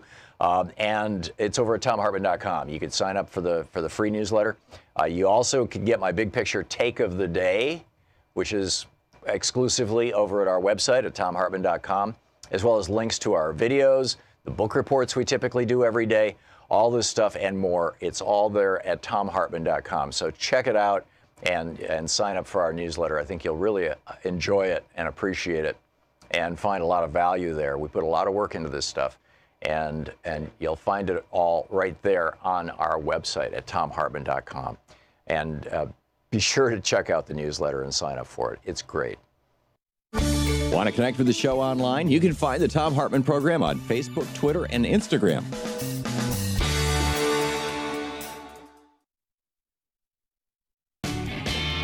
Welcome back. Robert in Grand Rapids, Michigan, listening to PRR. Hey, Robert, what's up? Hey, Tom, thank you so much for taking my call. My I want pleasure. to talk about socialism as the right wing uses it versus democratic socialism. And I think you're absolutely right about Bernie. We need to go ahead and frame him as the new FDR. But not just Bernie. I mean, basically, whoever the Democratic nominee is, if they are a progressive, that needs to be the frame. Yeah. Absolutely, I agree, 100%. What I want to address is the rampant dishonesty, and I refer to it as the big S socialism, as in Cuba, versus democratic socialism. Right. And what Fox News, what the right wing is doing, and they're doing it very well, and they do it a lot better than the Democrats with their media machine. They have it down to a science, and they immediately pull the wool over their viewers' eyes, the populace's eyes, and they equivalate socialism, democratic socialism, a la Bernie Sanders, et cetera, with Fidel Castro. Yep. This is what they do every time. And I don't know how we're going to be able to go ahead and counteract that. I think you simply respond by saying, well, Mr. Republican, if you're really concerned about socialism, let's figure out where you want to start dialing it back. Do you want to do away with our socialist public schools?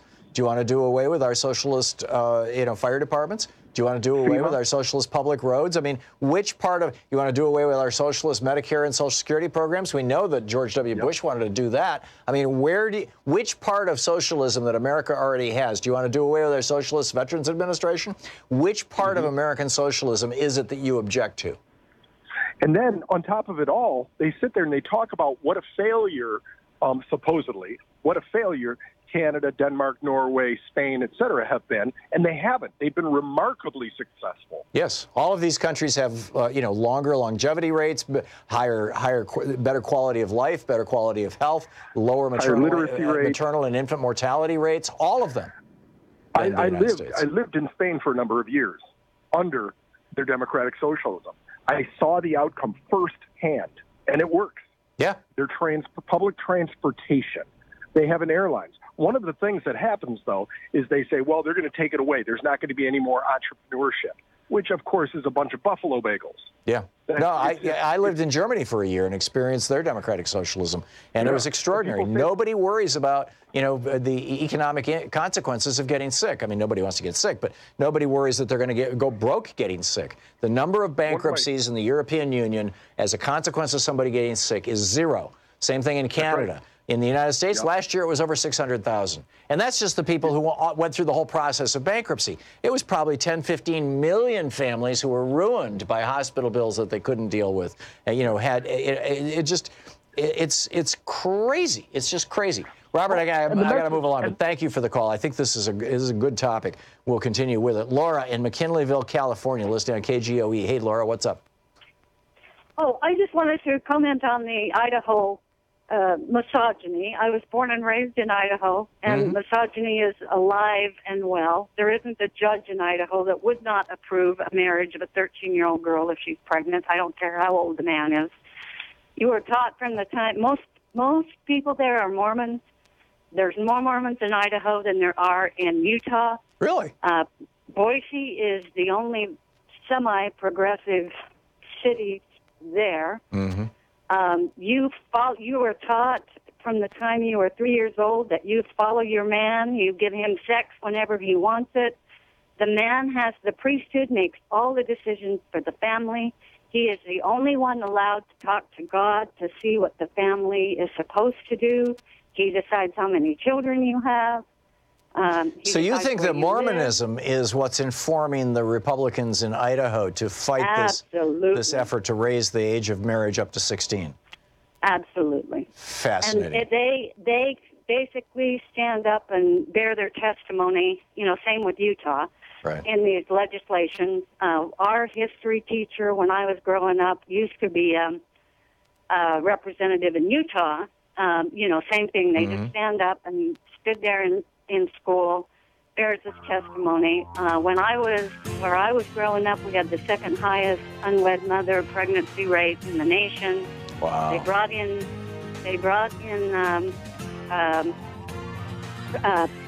Planned Parenthood, put it within a block of the high school for a while, of course. Yeah, but then they got rid of it. Well, I got to wrap it up. I'm sorry. This is the end of the show. But thank you for the call. Thanks for listening to KGOE, one of our real long-term affiliates. Thanks so much for being with us today. We'll be back tomorrow, same time, same place. And in the meantime, don't forget, seriously, democracy isn't a spectator sport. It doesn't even work if we don't jump in and participate. So get out there, get active, tag, you're it. We'll see you tomorrow. Have a great afternoon. You've been listening to Thom Hartmann. For audio and video archives, visit thomhartmann.com.